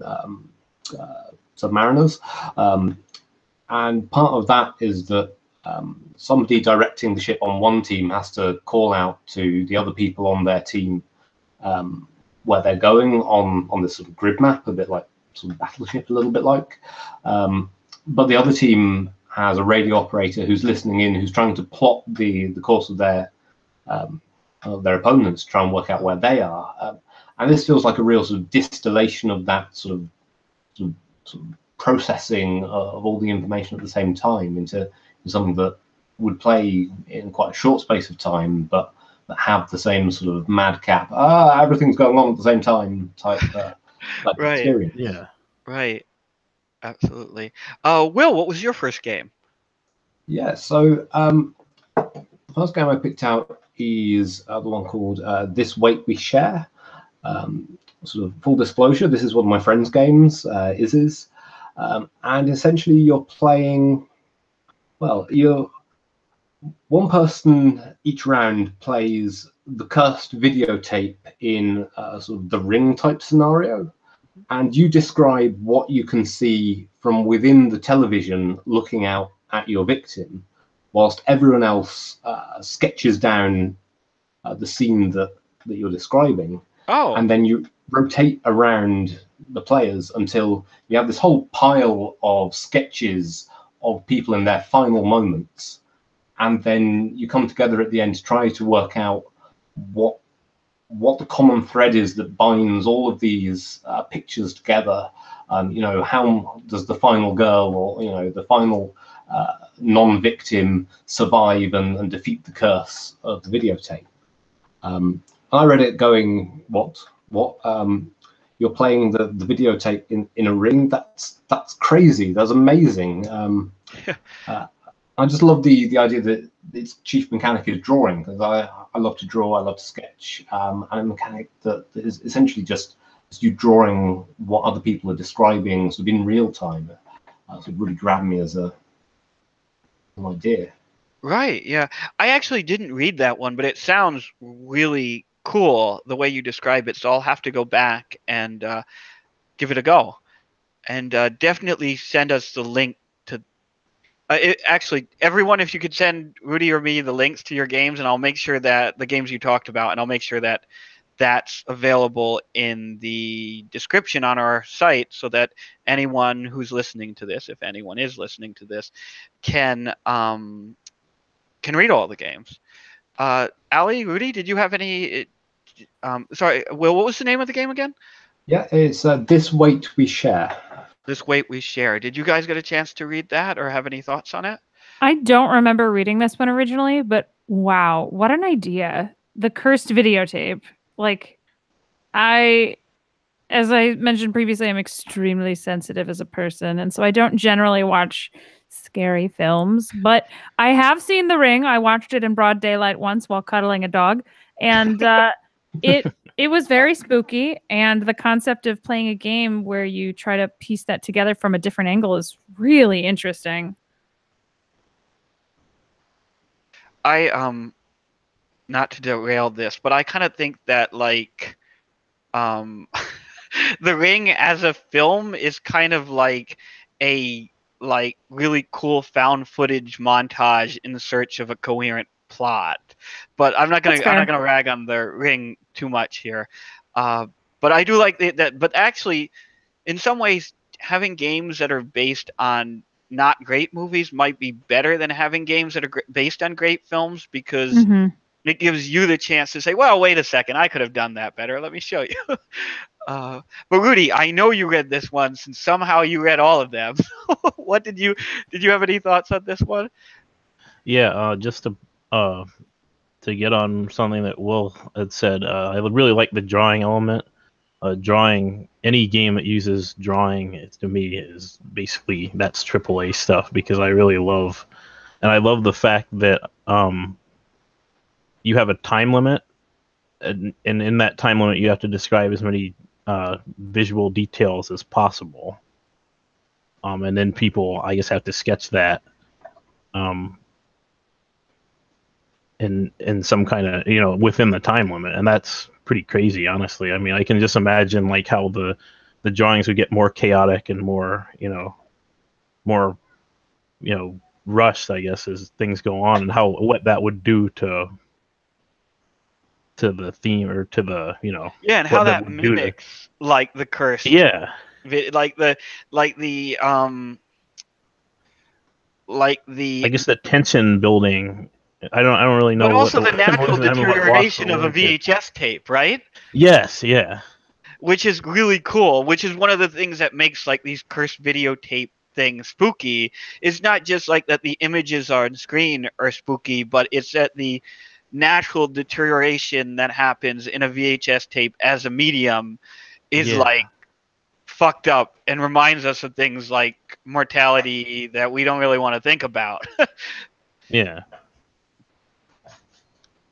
Great. And I like also that there's a cooperative stage where you try to piece together what happened. That's really cool. That's really interesting to me. Yeah, absolutely. So I'm going to, I guess I'll mention one that kind of stuck out to me. Hey, y'all, I'm going to head out. I just want to say thank you again for having me on to talk about stuff. It was nice talking to you guys. Yeah, absolutely. Yeah, nice talking to you. Thanks for joining us on the podcast. And and we all really enjoyed Sidewalkia, and basically screw those guys on Reddit. They don't know what they're talking about. Thanks, guys. I appreciate it. Thanks. Yeah, and once again, if you're on Reddit and I just pissed you off, please come and yell at me on the podcast. I would love that. So anyway, to talk about one of the games that I enjoyed, I just want to mention Stakeout, actually, which is it's a game where you are playing as cops staking out a target, where you literally drive your car. You literally all get in, you and 3 friends or whatever, get in a car, find a deserted street, and sit there overnight. And the thing that I loved about this game was that I really love, and I mentioned this when I was talking about Sidewalkia, I really love it when games kind of say fuck you to that arbitrary distinction that exists between games and reality, and Yes. or that like go out into the world and I don't want to say subject people to this game, but go out into this world and into the world and bring the game with you. And games that really mimic like games that through play and their mechanics mimic what is actually going on in the fictional reality and that really blur that I'll have to cut that out. Games that really blur that line that exists between the real and the fictional, between the role and the playing of the role. I love those, and it's daring, I think, to design in that way, because you're going to catch a lot of shit if you do. Yeah. And so I also just think this would be really fun to do. Like, I would totally like if Rudy and I were still like in the same town where we grew up, we would have played this already. I just absolutely like enchanted with the idea. I also really love the fact that there's a note at the end of the game. Note, if the actual police show up and question you, please pause the game and cooperate. End the game and leave the area if instructed to do so. The fact that the game has to have that note, and that the designer realized probably midway through designing the game, like, oh shit, the actual cops might show up. Like if you're sitting in a car outside of some random apartment complex, maybe someone will call the cops on you and you'll have to deal with that awkward situation. And that the designer like included instructions for that. I think that was like very kind of them, but also gives you a sense of just how like potentially risky it would be to play this game. I don't know what you guys thought about it. Well, one of the things I personally like is the prompts that they have for each hour, I guess it is. Yeah, like I guess it's each hour of play. So you have like hey, like order some food, or like, hey, the coffee's gone, and if the other guy's asleep, you got to nudge him and wake him back up. It's really thematic, and it really goes with, I think, the jovial kind of atmosphere that this game really generates, I guess. And yeah, I was gonna mention the note at the end, but that really just made it for me. That really sealed the package for me, because that's just so, like, I mean, it might happen. I mean, yeah, exactly. And yeah, Will, did you have any thoughts on this one? I don't know if this one wasn't a finalist, so I don't know if you had the chance to read it or. Yeah, I've just pulled it up and had a look, and yeah, I love it. I love the notes at the start as well with what you'll need: a car, preferably a 70s sedan, 8 uninterrupted hours, part of town that's just a little on the seedy side. I really like it. The only thing I've got is that it says play over 8 hours, which. Yeah, it might be a bit of a grind, but I reckon you could play it in, play it in a couple of hours, condense every hour to 15 minutes, 15-minute scene or a snapshot of that hour, and yeah, you can have a really good time with it, I think. Yeah, I think that's true. I mean, personally, I'd probably be in it for the whole 8. But I can totally see. I can totally see why someone might not want to give up their entire night's sleep in order to play this game. But yeah, no, I agree with you. The details here are phenomenal. Yeah. And that's one thing I was thinking about before recording this podcast that I wanted to mention. I think one of the greatest challenges of creating a 200-word RPG isn't necessarily the designing the game, but rather writing it. And this is one of the games I think that was among the best written ones, just because it has such a mastery of details and also of how like the flow of the text. Excuse me. Chronological, like the flow of the text matches the flow of play very well, which makes it very intuitive and very easy to read. And I think when you only have 200 words to work with, that's a real challenge. Definitely. Yeah, definitely. So, Rudy, what's your? I think you're next, right? Yeah, you're next, right? Yeah. What's your next one?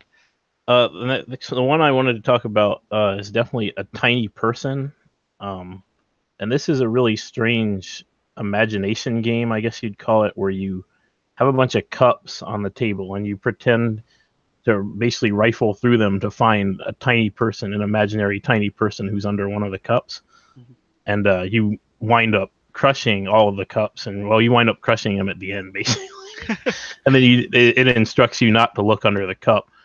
And I really like this one because the way it builds tension is really natural, and it's a game that really, it never breaks the magic circle of games, really. You know, like at the end it says, well, don't look under the cup, because you obviously see that there's nobody under there, but it says don't look under the cup and don't break that magic.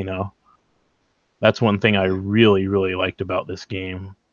I also just like the idea of a bunch of angry people, just the mental image of a bunch of angry people, getting angrier and angrier as they can't find this little tiny guy under these cups. Right.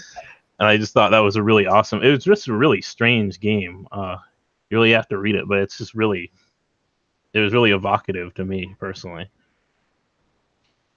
Yeah, I didn't have a chance to read this one, unfortunately. But I do like, from the way you described it, just a sense of experimentation there.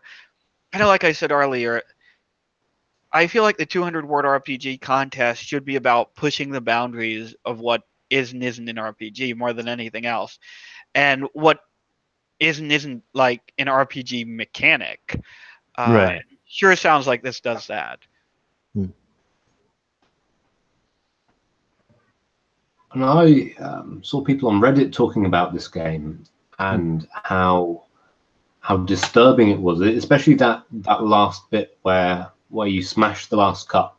But you don't look underneath. You don't spoil the magic of the conceit that you created together. And yeah, I can imagine it could get quite emotionally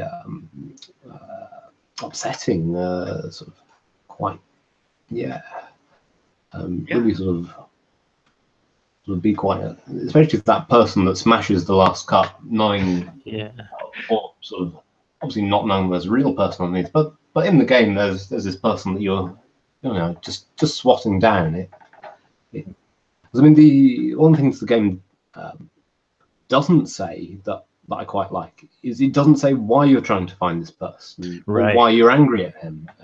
Right. Yeah. I guess one thing it reminds me of is those like fairy sightings from I guess 1800s, where people used to go out and try to look for fairies. That's one thing. That's what immediately came to me when I was reading it. Is one of those. It's like this idea of like this little tiny person that might be here or might not. That's pretty. I thought that was pretty neat. Yeah, absolutely. And like that whole genre of like faked fairy photography that existed. That even Yeah. I think Charles Dickens or some famous author of the period got totally suckered by one of those photographs. So Yeah. yeah, great. Will, what was another one of the games that you wanted to talk about? Yeah, so this next game is Fuck, It's Dracula. Another For great name, title. we've had so many with amazing names. This one, it made me smile to read the name, and then I read the game, and it's really funny. So you start out as villagers on a planet. It's the distant future, and a coffin-shaped pod just crashed to the south.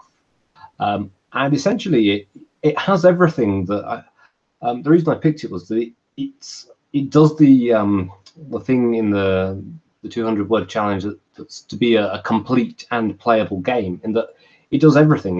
You have character creation, you have a setting, you then have a structure for the game itself. You play through these different scenes as Dracula comes back, and you have a sort of mechanic on how you resolve opposed actions.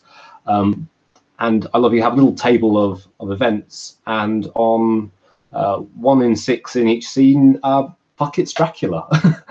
so yeah, it made me laugh to read it, and I thought again, it's a game that I can see people play, and it gives you all the tools to be able to play the game as well. Yeah, absolutely. Rudy, did you have thoughts on this one?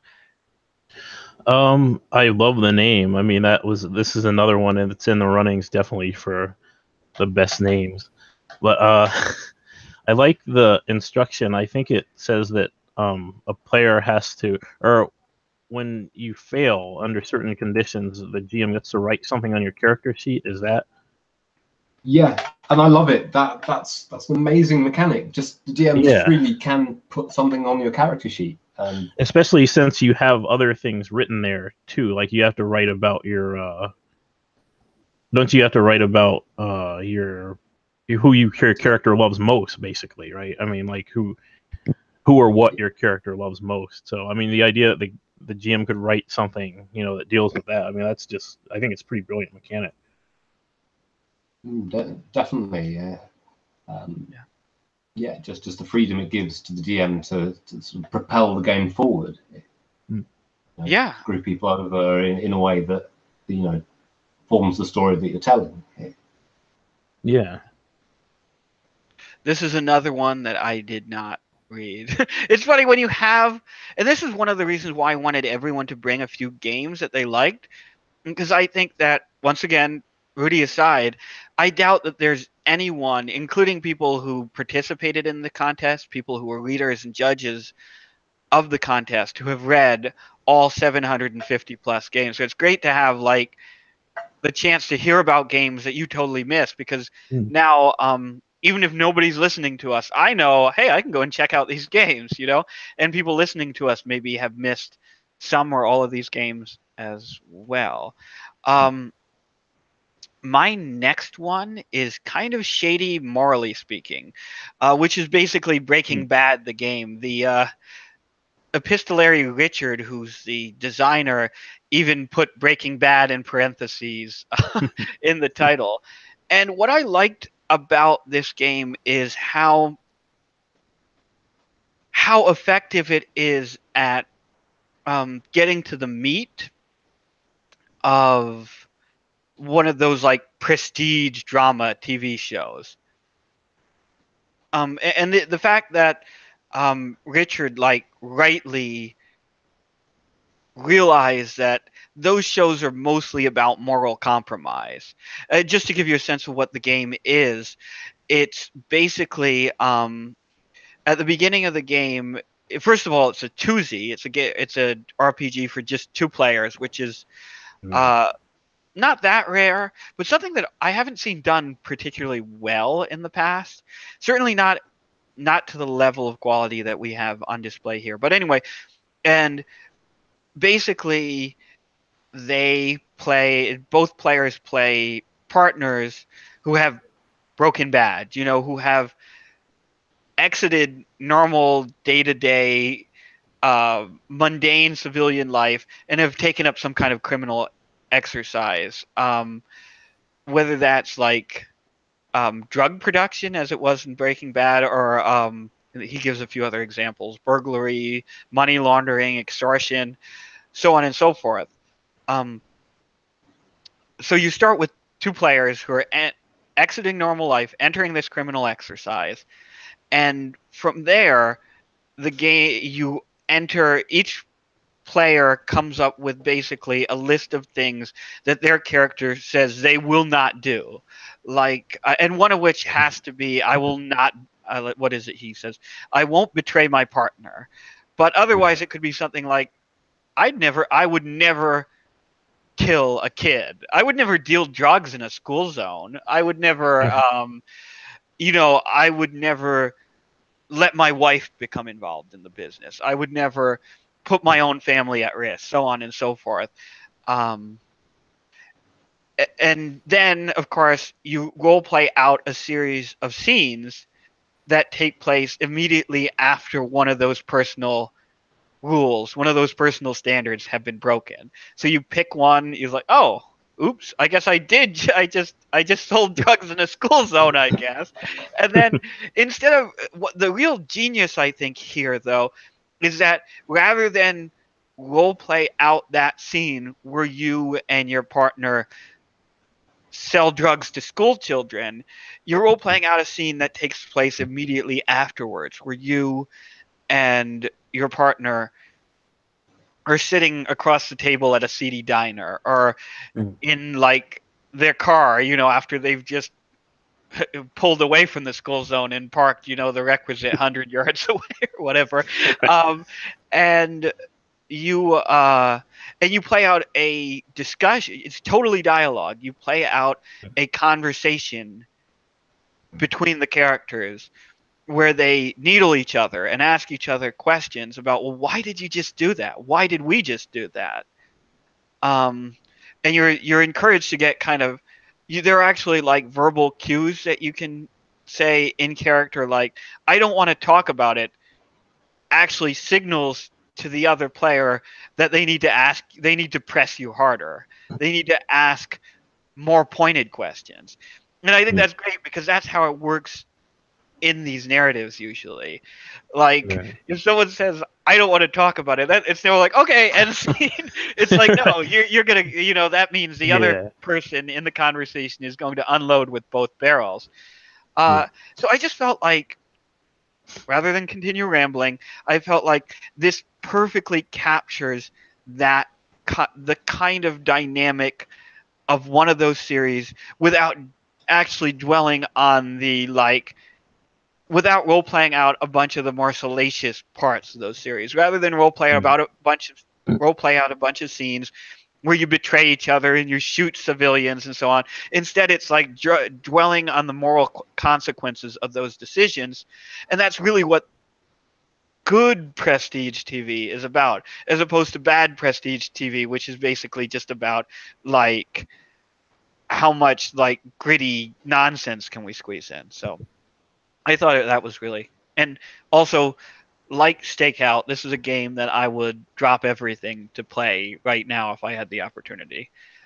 So I don't know if Rudy probably did, but I don't know if either of you had any thoughts on this. One thing I really like about this is the rule that says, well, after you in the conversation, and you just talked about one of these things, it says discard the rule or qualify it. I like the idea that you can qualify it. So you can say, like, unless my life is at stake or something. Yeah. And at the end, you have to repeat the game until all rules are discarded. So that means that you're going to have to go back and hit again on those things that you qualify. Like, well, unless my life's at stake, Right. You had to go back and talk about how that happened. How it got worse, basically. Right. Yeah. I think, oh, sorry, no. Oh, no, go ahead. I think I was just going to say that I think is one of the features that makes people come back to these shows, is like, how things unravel. And yeah, absolutely. I 100% agree with you there. And the thing that, like, you could say, like, Okay, wait a second. I won't ever sell drugs in a school zone between 8:30 and 2:30. You know, like I won't sell while school is in session, and then you'll have Right. to play a scene later where, oh shit, I just sold drugs in a school zone while school is in session. Right. And then just the fact that by qualifying it means that inevitably what you're really saying is I want another scene where we do this awful thing again in an even more awful way. And Exactly. that's wonderful. Will, did you have anything on this game? Yeah, like just to sort of go over that the whole sort of discard or qualifier it sort of leads the whole thing to sort of spiral down. It's very sort of slippery slope, which is what these programs are sort of about. But I also love that it starts with at least one of those rules already having been broken, because obviously it has to start with a scene, which is how a lot of films do start. You have a setup of this is the guy. He's got his crime rules and he's doing really well. Like I think the mechanic with Jason Statham, I think he has these rules and it's all fine. And then the thing that propels things forward is that they break one of the rules. I'm sure there are a bunch of films that have that as their sort of hook.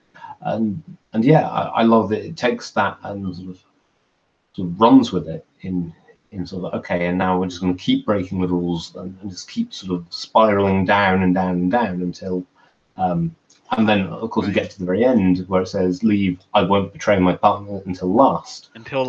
Yeah. So the end of the game will always end with you betraying your partner, and how you work that in. Right. And that final conversation that you have to have is going to be tense as shit. Yeah.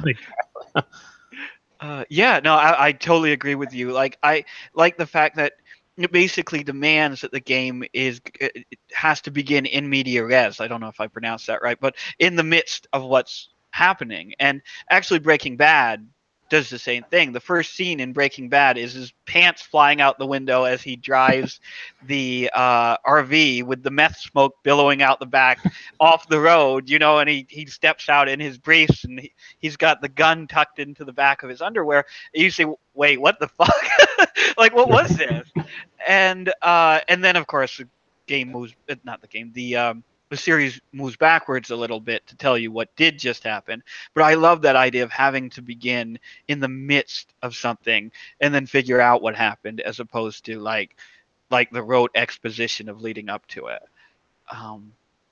Great. I think it's after 7:00 on the East Coast. So William, I cannot even imagine how late it is there. So I think can we do just one more round of these and then we'll call it a day? Yeah. You guys okay with that? It's midnight here, but it's fine. Is it me next? Or? I think it's Rudy. Okay. No, yeah, because I just did one, so it's Rudy, and then it's you, and then it's me. Okay. Kind of caught between two that I want to talk about here, but I guess I'll talk about Folding. Okay. This is a game about unreliable memory, and it kind of has sort of a sci-fi flavor to it. But it's got this awesome folding mechanic that allows you to actually modify memories. Well, first of all, you write a bunch of memories on your sheet, on a piece of paper, and then you actually fold over them during play. When you assert a memory from your sheet, the other player folds their character sheet literally over the text of the memory. And I thought this mechanic is just such a wonderful thing. I thought this again is one of those things that made me like wish that I Sorry, I think we missed you for a second there. You said that this is one of those wonderful things that makes me wish, and I assume you were going to say I designed it, but right, yep, that's what I was gonna say. It's just the idea of folding your character sheet, and the idea of the game being an argument, because that's how the game is framed. The conversation is basically an argument between two people, and I just thought that there's just so many things this mechanic could be used for. And the way it's used here is very elegant and very awesome. And just the idea of, like I said, just folding a character sheet until it's no more. I think the instructions say basically until you can't fold anymore is when you end the game. And that, to me, is just really stood out when I first read all of these. Yeah. This is another one that I didn't read, but I do really like the idea of games that use physically modifying and altering your character sheet above and beyond Yes. like adding stats to it as a mechanic. Like cut up your character sheet, fold your character sheet. That makes the character sheet a dynamic part of play rather than like a static like fetish object. Yeah, and I think the idea of like having it be about unreliable memory is something that's interesting too, because that really allows you to explore a lot of things. Like, you know, it's like, hey, I thought this, but then you fold over it. It's like, well, no, you actually thought something else, because you write something in. You know, you can write something else in, and it's like, oh, well, I didn't really think that. You know. Yeah. So that, oh, huh. Yeah, it's like, huh. So that's how we remembered it. So I thought it was just a really interesting mechanic, just a really beautiful way to do it. It contrasts quite nicely with Memories, which won last year, when you're setting light to bits of paper with various prompts on, as another way of doing the whole sort of degrading or changing memory state. But I think of the two, I do like the idea of folding things over, so you're not so much entirely destroying what's on your character sheet, but you're sort of modifying it in ways depending on how you can fold the sheet up. And I quite like that sort of modification aspect as opposed to the complete destruction. Yeah. Great. Will, what's your next game? Yeah, so my last game, if I can find the tab for it, is Dungeon Roommates.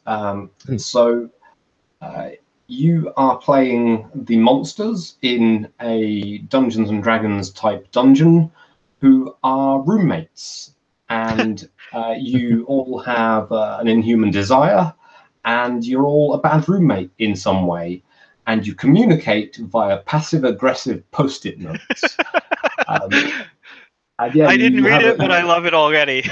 Yeah. You have a stat for patience. You essentially roll some dice to work out how many post-its you can put out, and how much of this patience you lose if your request on the post-it note is denied. And then you sort of role play, lose patience with each other, and then when one character is down to 0 patience, they flip out and move out, and the game is over. And I love this for two main reasons.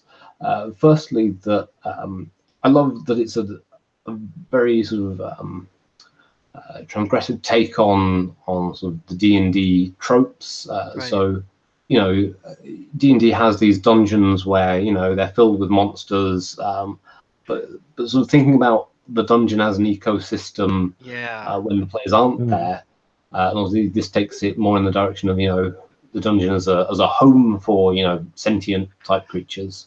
Right. And the other reason I love it is I live with a guy, I hope he's not listening, but who did communicate. I think there was a little bit of back communication as well, but yeah, who communicated a lot via post-it notes when, you know, I'd neglected to mow the lawn or things. And so, yeah, it really rung true to me as a fun thing that could be played, or at least more fun than actually living in a house where people are, you know, talking by a post-it note. Right. Yeah, I like what you said about like the dungeon as an ecosystem and trying to figure out, like you always like, especially if a dungeon is randomly generated or taken from a module, like a half-ass module or something. It's like, oh, okay, there are 6 goblins in here and 1 gelatinous cube, and you have to wonder like, what, like, okay, you're gonna go in there and you're gonna kill the goblins and like try to kill the cube or try to figure out a way to get some treasure out of the cube or something. That's pretty dull. But like whatever was happening in that room before the heroes walked in must have been wonderful. What the fuck were the goblins doing in there? You know, and there's usually not much thought given on the designer's point. Like, oh, it's like, well, they're mostly thinking about CR or something, right? Like, well, we want one. The gelatinous cube is going to be kind of challenging for the players, but we'll have the goblins here because they're a low CR monster. So, and they'll kind of add like layers to the challenge or whatever. But I'm like, why? Like, why are they hanging out together? The cube can't even talk, and what are the goblins doing there? Like, what do they want for? Like, all of that shit would be so much more interesting. So, this game didn't read it, but I want to play it a lot. Like now. Rudy, did you? Yeah, I mean, like you said about the dungeon ecology stuff, like what happened in that room, like that, and that sentence just really kind of encapsulates like living with other people, I guess. Like what you might come in somewhere and like see a big mess or something, see something, and it's like, well, what happened here?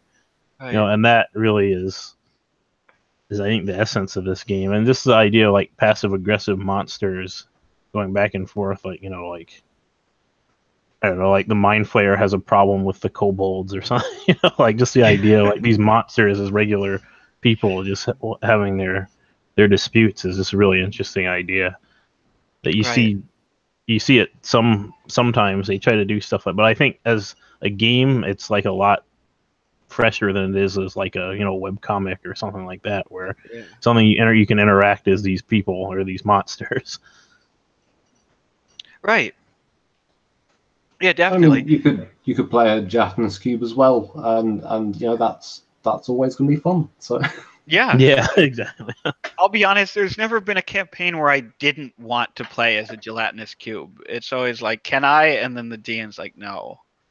But then when I'm the GM, I'm usually, no. If I'm the GM, I'm like, yeah, go for it. But I mean, but they'd just be like, don't expect to be rolling many dice in this campaign anyway. So, and how are they going to move you around? I think, didn't I once actually manage to talk a GM into letting me play a gelatinous cube, and the whole thing, they were like, well, how are you getting from place to place? They like had to bribe another player to put me in a cart or something, and then the cart Yeah, started to I remember a decay, and campaign where it was a gelatinous cube was carted around in a little cart or something. That was pretty good.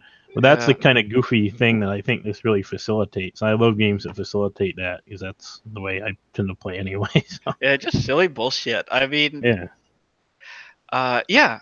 So I had a list of 5, but my last one here that I want to talk about actually was a finalist, but I suspect was only a finalist because a friend of mine who refused to come on the podcast was a judge, and I like begged her to put it on her list, or not a judge, but a reader rather. And that's Hushabye, which I think is a game that turned a lot of people off, but I fell in love with immediately. Basically, one player plays as basically a high school or college dropout loser who's living in her parents' basement and gets pregnant and manages to hide the pregnancy from her family and friends somehow, and then gives birth to the baby and puts it in a trash bag and throws it out. And the game and the other play, and then the cop, basically the garbage men find the baby.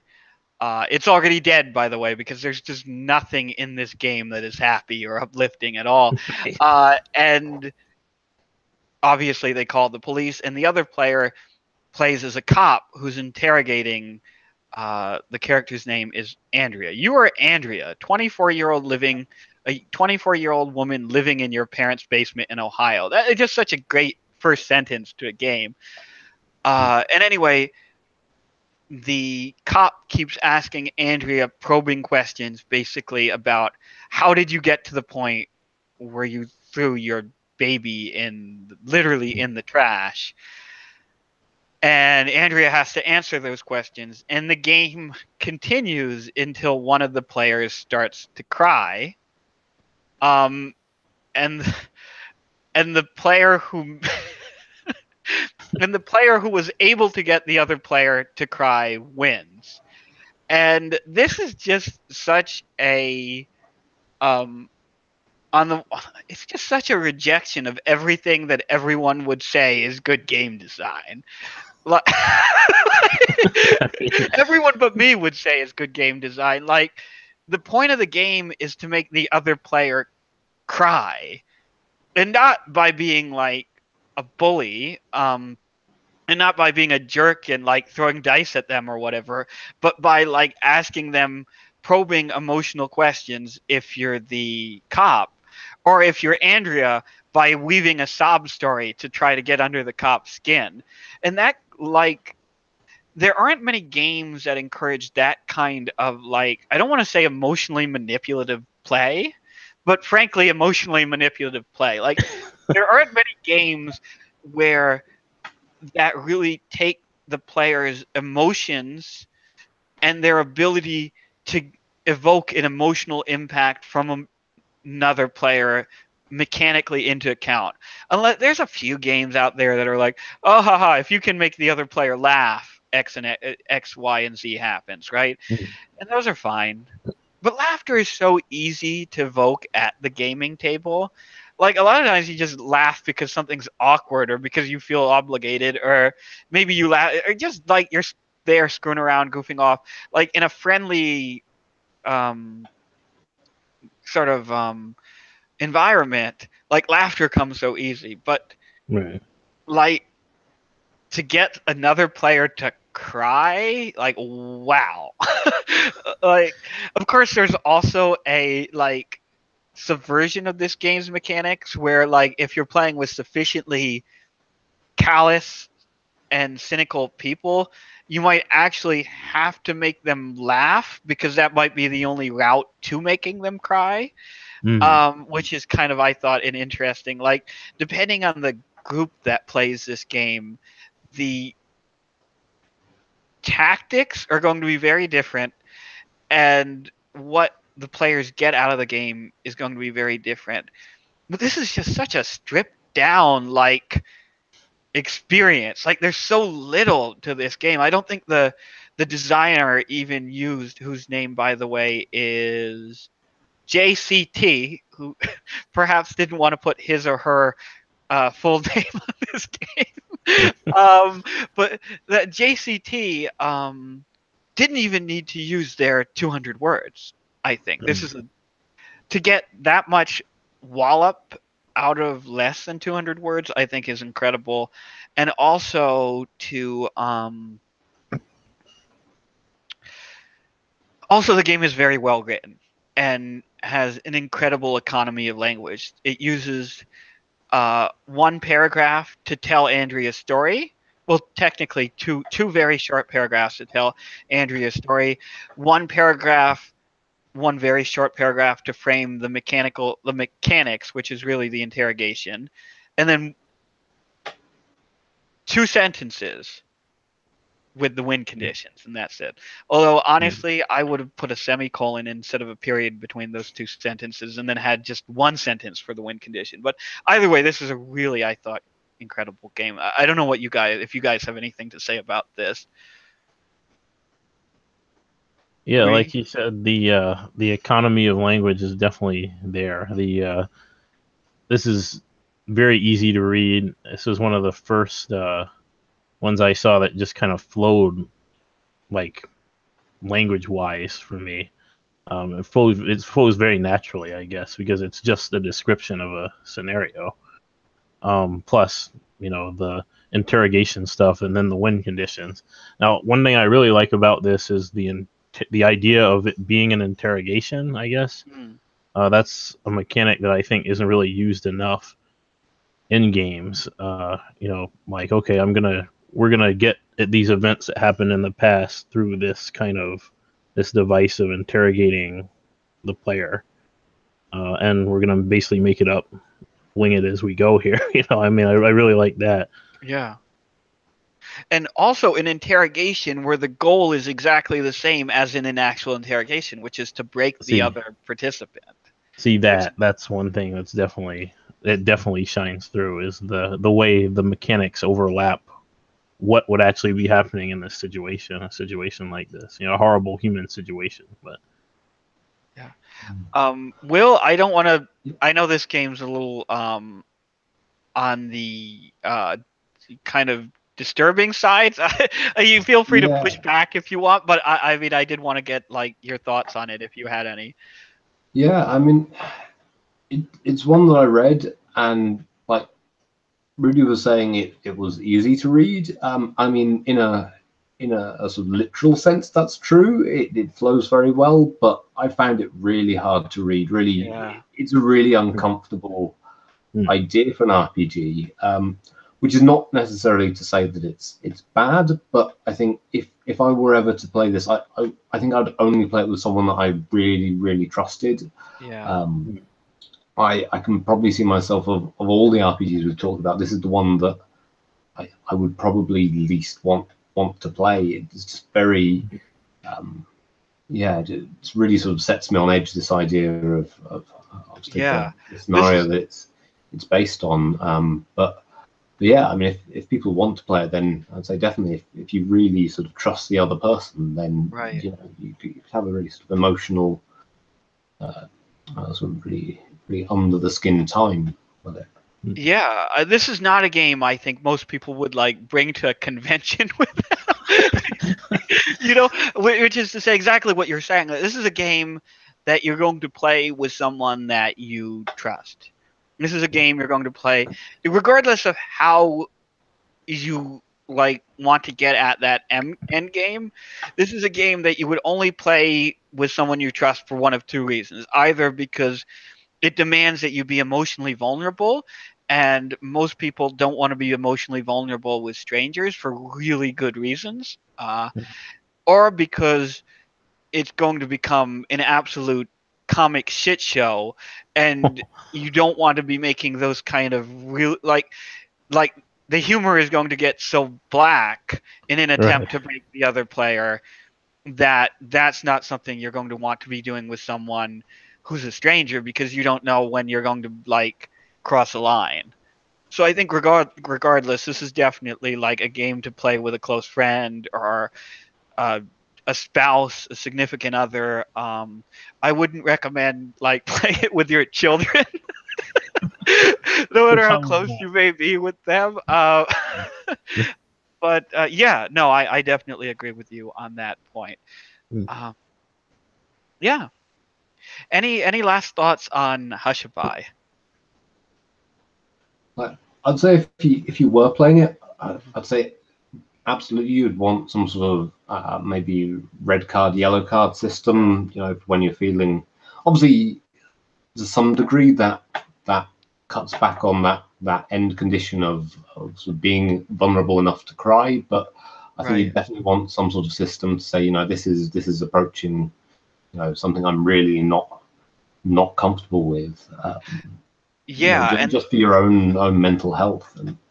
Yeah, absolutely. That would be a really tricky balance in play, I think, because on the one hand, you're trying to get the other person to cry, but on the other hand, like if you're playing with someone who you really trust, and assuming like you're playing with someone you really trust, they're probably also someone who's pretty important to you, so you don't necessarily want to like have them walk away from the gaming table feeling like actually honest to goodness broken.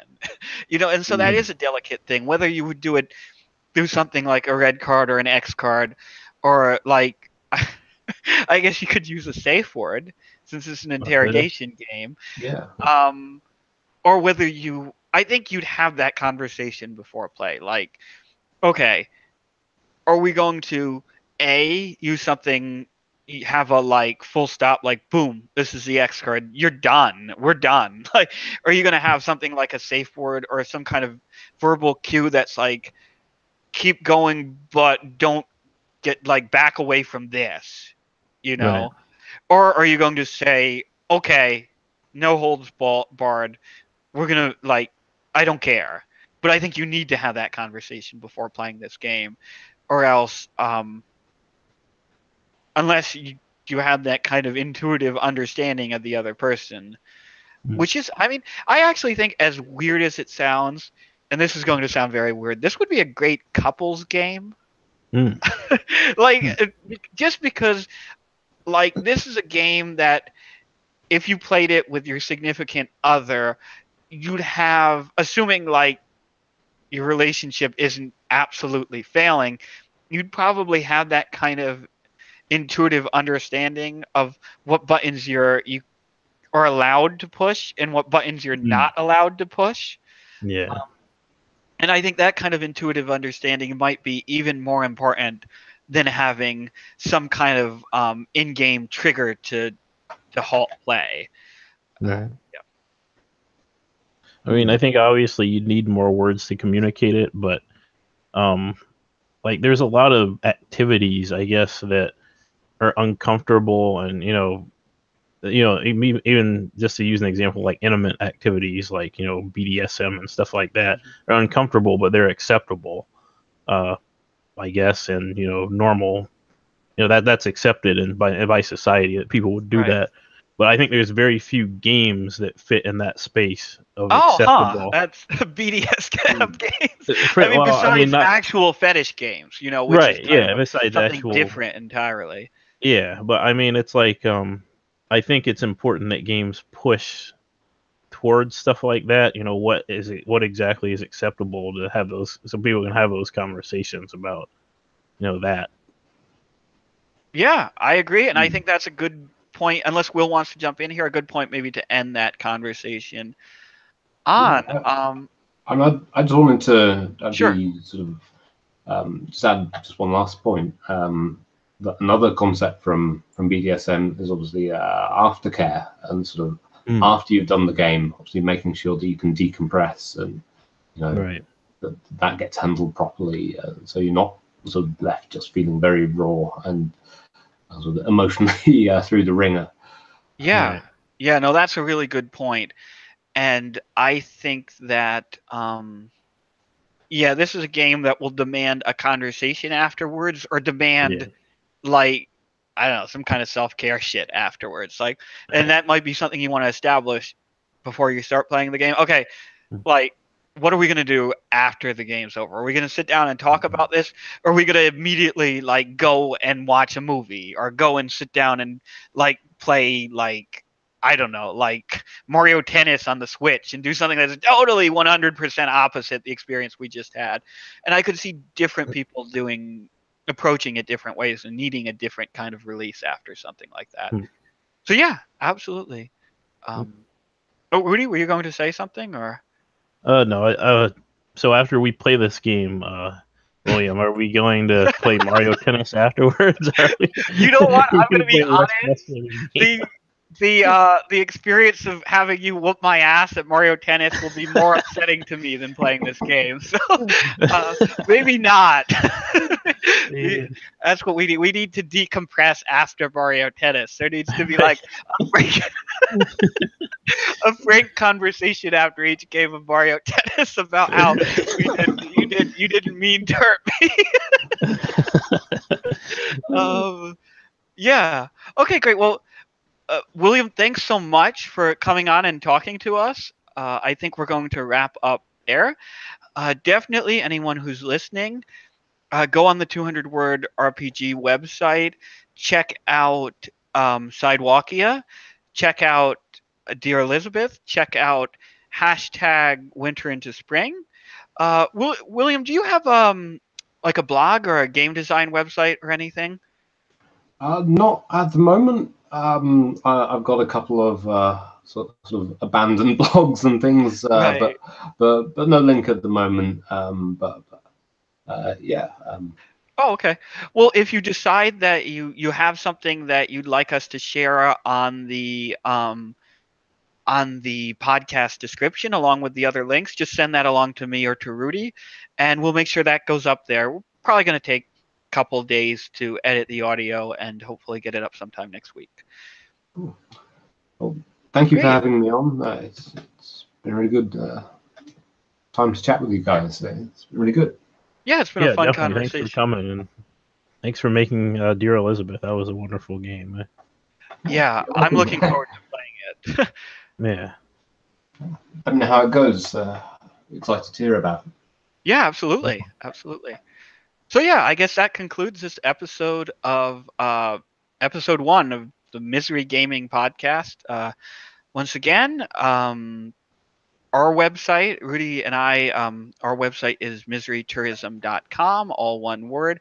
You can find Rudy's other 5 200-word RPG entries on the website. You can also find my entry as well, and also other weird games and fiction and strange projects that we've been working on. So great. Well, I hope you enjoyed listening, and I think, hell, I think that does it. Okay.